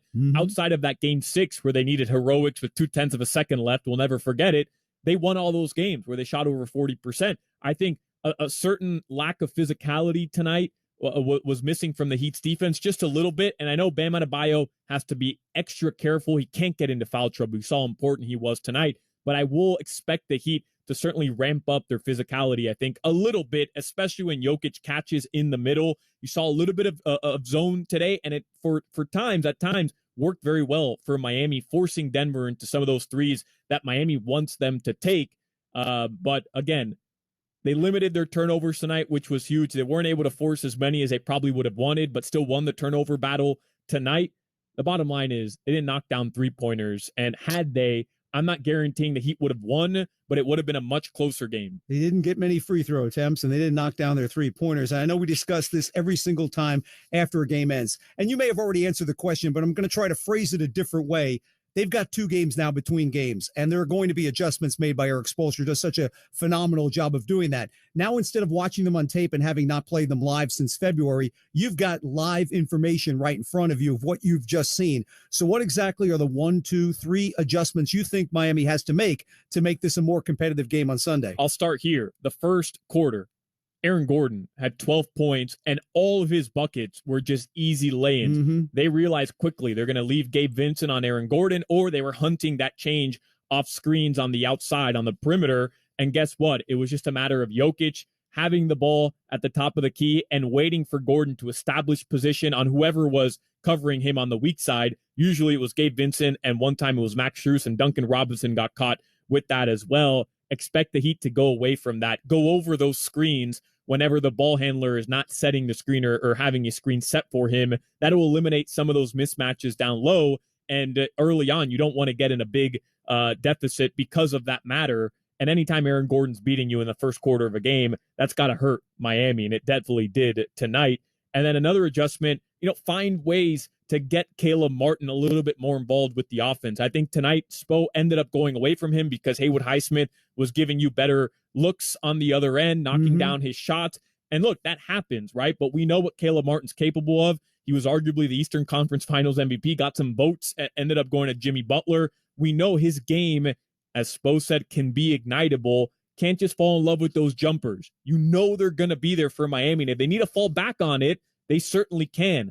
But you need Caleb Martin, Jimmy Butler, even Max and Duncan Robinson penetrating the Nuggets defense a lot more than they did tonight. Well, one game does not a series make. You go up there with one idea that you want to take one of the 2 games.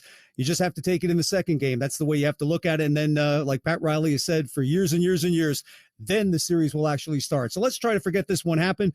Right back at it on Sunday and see what we can do from there. That'll just about do it from here. Our producer, Matt Wilson, assisted by Jimmy Garcia and Courtney Fallon. Our next Miami Heat broadcast is coming up next Sunday night, June the 4th, game number 2 of the NBA Finals. Your Miami Heat at the Denver Nuggets. Tip time is scheduled shortly after 8 o'clock, around 8:07, they're claiming. So our pregame show will begin at 7:30 sharp. Coming up next in Miami, the AM 560 WQAM cool down with Alejandro.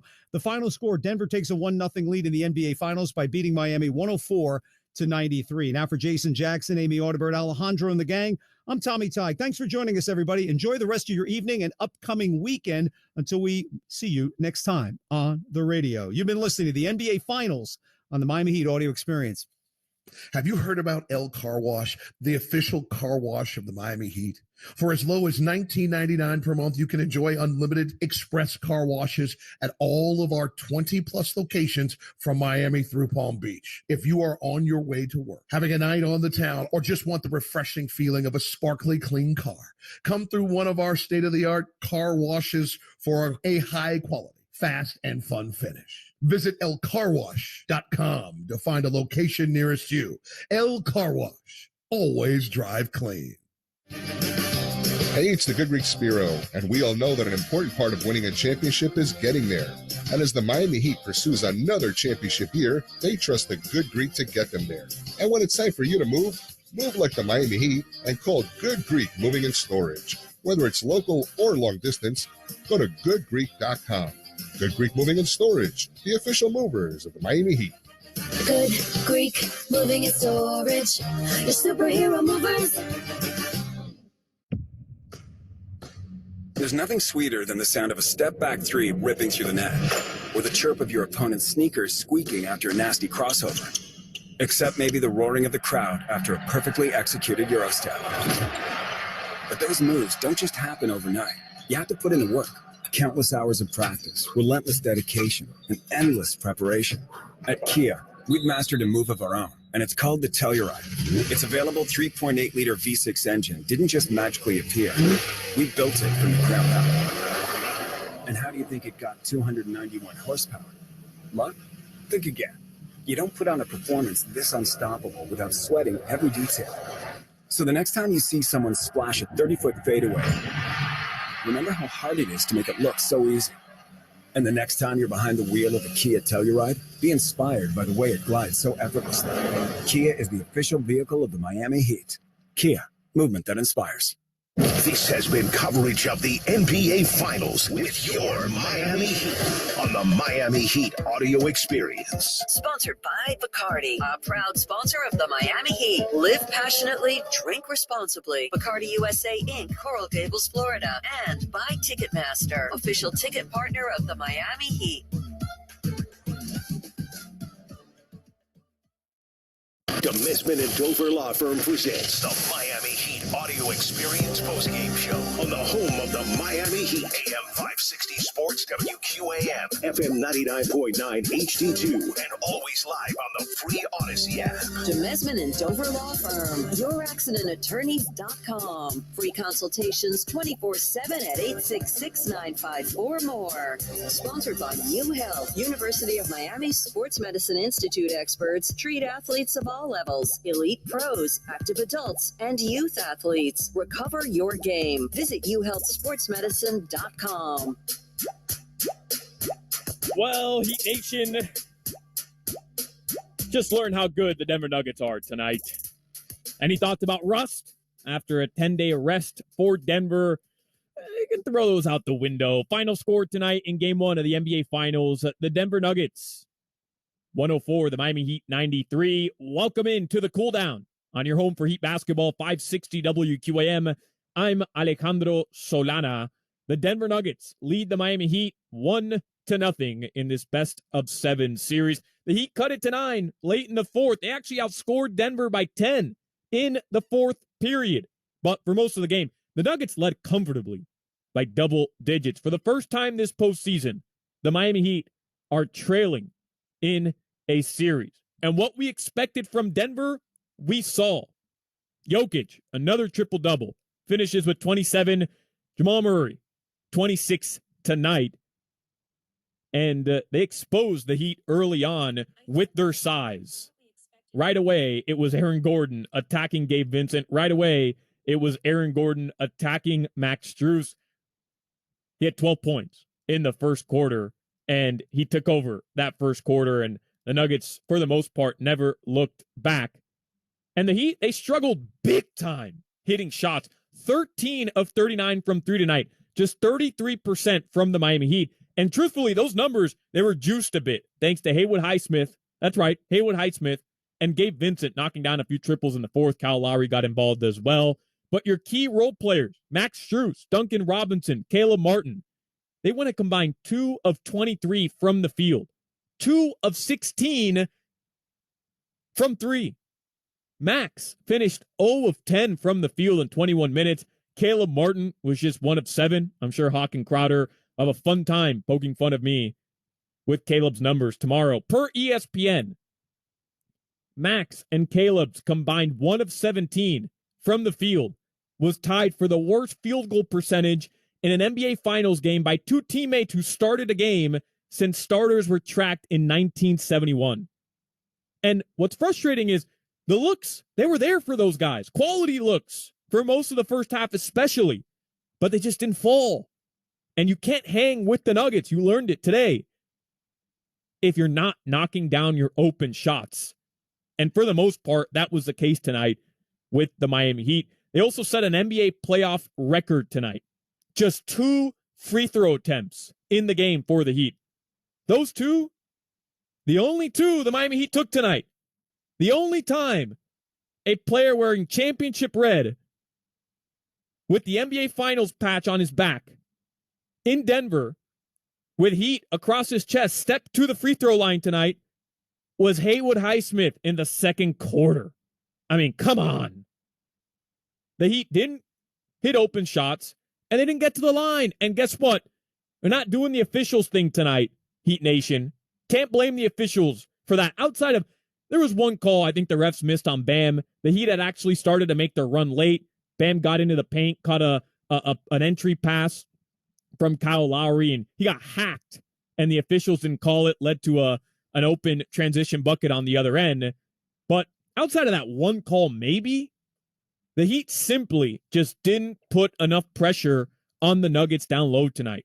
2 free throw attempts is unacceptable for this Heat team, especially when your open shots aren't falling. Jimmy Butler, part of that, didn't get to the line tonight. Not one free throw attempt from Jimmy. He finished with just 13 points. He started off with the Heat's first 5 points. It was a jumper over Jokic. Then he knocked down a 3 over Aaron Gordon. You love that start from Jimmy Butler. And you kind of felt like, okay, here comes Jimmy Butler. Hasn't looked like the playoff Jimmy since game 3 of that Boston series, but had a really good game 7 in Boston, was able to overcome whatever was slowing him down prior to that. And then he starts off the game with the first 5 points for the Miami Heat. Both jumpers that he knocked down, both of them look really good too. Silky smooth finishes from Jimmy. And then just never really left his imprint on this game the rest of the way. Finishes 6 of 14 from the field. The Heat's 2 best players tonight, without a doubt. 1, Bam Adebayo. 13 came to play tonight. And then Haywood Highsmith. Gabe Vincent, 19 points tonight. Second leading scorer for Miami. Kyle Lowry had some solid minutes off the bench as well, especially in the fourth quarter when the Heat tried to mount that comeback. But your best players tonight were Bam Adebayo and Haywood Highsmith, who finished the game 7 of 10. Knocked down a pair of triples as well. 18 points for H tonight. And it was a relief, first of all, knowing Bam showed up offensively. I think a big question coming into this series was, how would Bam fare offensively, knowing how much of a toll he'd put on his body on the defensive end, right? Trying to keep up with Jokic, trying to stay out of foul trouble. And tonight he looked great. Confidence in his shot, especially, that's a great sign from Bam Adebayo. Those shots are going to be there all series long. You get that feeling that drop coverage won't change from Denver. That's a good sign that Bam Adebayo showed up to play offensively tonight as well. And Haywood, look, he took advantage of his minutes. He had 18 points. You love that. But the reality is, anytime Haywood Highsmith finishes a game with more points than Jimmy Butler in the NBA Finals, that is not a good sign for the Miami Heat. And that was the case tonight. But look, Heat Nation, you're down 0-1. Denver looked really good tonight. Here's the good news. Your shots didn't fall, but they were good looks. So you feel like you can fix that. Knock those down. And it's a different game tonight, even with the abysmal shooting. And Jokic getting a triple-double. Murray going for 26 tonight as well. He had a hot start in that first half. It was a 9-point game with around 3 minutes left. If Max and Caleb, and I'll throw Duncan in there as well, if they can knock down just 5 or 6 of those open looks earlier in the game, again, you're not in that position. I was telling Tommy Tighe, I'm not saying the Heat would have won this game. I'm certain the Nuggets would have made the proper adjustments. But you're not trailing by double figures for most of the second half, which is what happened tonight. And I'll leave you with this stat before we take our first break here. The Heat tonight, with the loss in Game 1 of the NBA Finals, fall to 1-6 all time in Finals Game 1.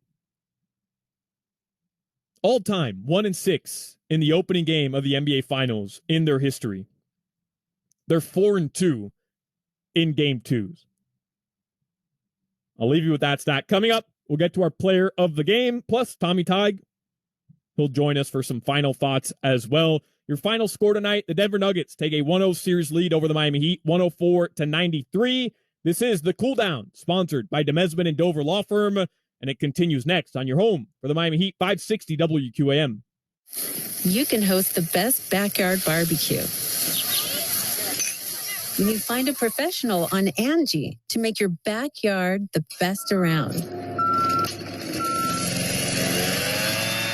Connect with skilled professionals to get all your home projects done well.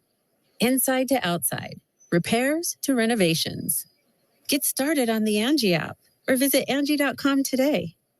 You can do this when you Angie that. AT&T Fiber presents a straightforward moment. Game on, baby. This looks great. Yeah, streaming is amazing with AT&T Fiber. Must be nice being a gigillionaire. Yup, and the straightforward pricing has made me want to be straightforward with you. I'd much rather stream ice dancing. Is that Alma Hansen and Bjorn Anders? Straightforward is better. No equipment fees, no data caps, no price increase at 12 months. Live like a gigillionaire with AT&T Fiber. Limited availability in select areas. Visit att.com/hypergig for details. Underarm sweat and odor can be distracting, like this. Silence it. With new Dove Men Plus Care Antiperspirant with 72-hour protection plus care for your skin and focus on being unforgettable. New Dove Men. Forgettable underarms, unforgettable you. Hey, can you hear me? Okay, good. Well, so can your potential customers, right here on your Odyssey station. You might be used to skipping social ads, but you are still listening to me right now. And so are your clients. To learn how to drive more business and how Odyssey can help get your message to your customers, visit stateofaudio.com. That's stateofaudio.com.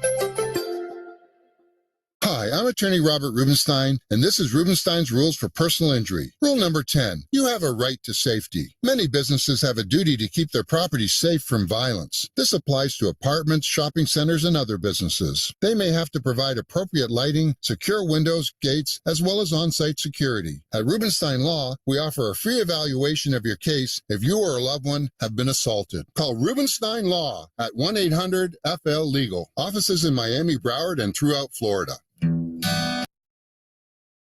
Everything that you'd ever seen with Miranda Lambert on it, I have my finger on the pulse of what it is. Idlewind, I've seen every article of clothing. I've spent hours and hours sending inspirations. I've sent clothes that I love and fabrics, and I'm involved in every single garment that you see. It's important to me that it is an extension of my music, and it's an extension of who I am. I always want it to stay as honest as my music. Idlewind at Boot Barn. Hey, Jay, can you finish that induction range installation tomorrow? Orders have really amped up at Nate's Electric. We need to finish installing it first in Maine. Did we hear back from the grocery chain? It's no shock he needs electricians, like yesterday. Smart fridge. Everybody wants one of those these days. Indeed can help him hire great people fast. I need Indeed. Indeed you do. We instantly connect you with quality candidates whose resumes on Indeed match your job description. Visit Indeed.com/credit and get $75 towards your first sponsored job. Terms and conditions apply. With summer savings at the Home Depot, we have laundry appliances that just fit. Fit your space, fit your needs, and fit your budget. Like a new LG laundry set with 6-motion technology, using different wash motions to get clothes cleaner. And sensor dry to automatically adjust drying time, all making laundry quicker, cleaner, and easier on your clothes. Final days to save up to 30% on select appliances plus $100 off select laundry sets at the Home Depot ends June 7th. Pricing valid May 18th through June 7th, 2023. U.S. only. See store or online for details.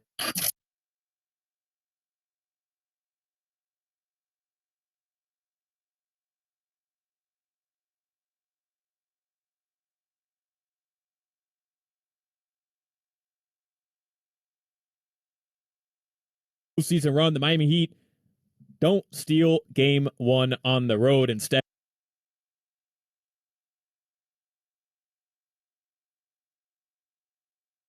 they were led by none other than Nikola Jokic, 8 of 12 tonight from the field, 10 of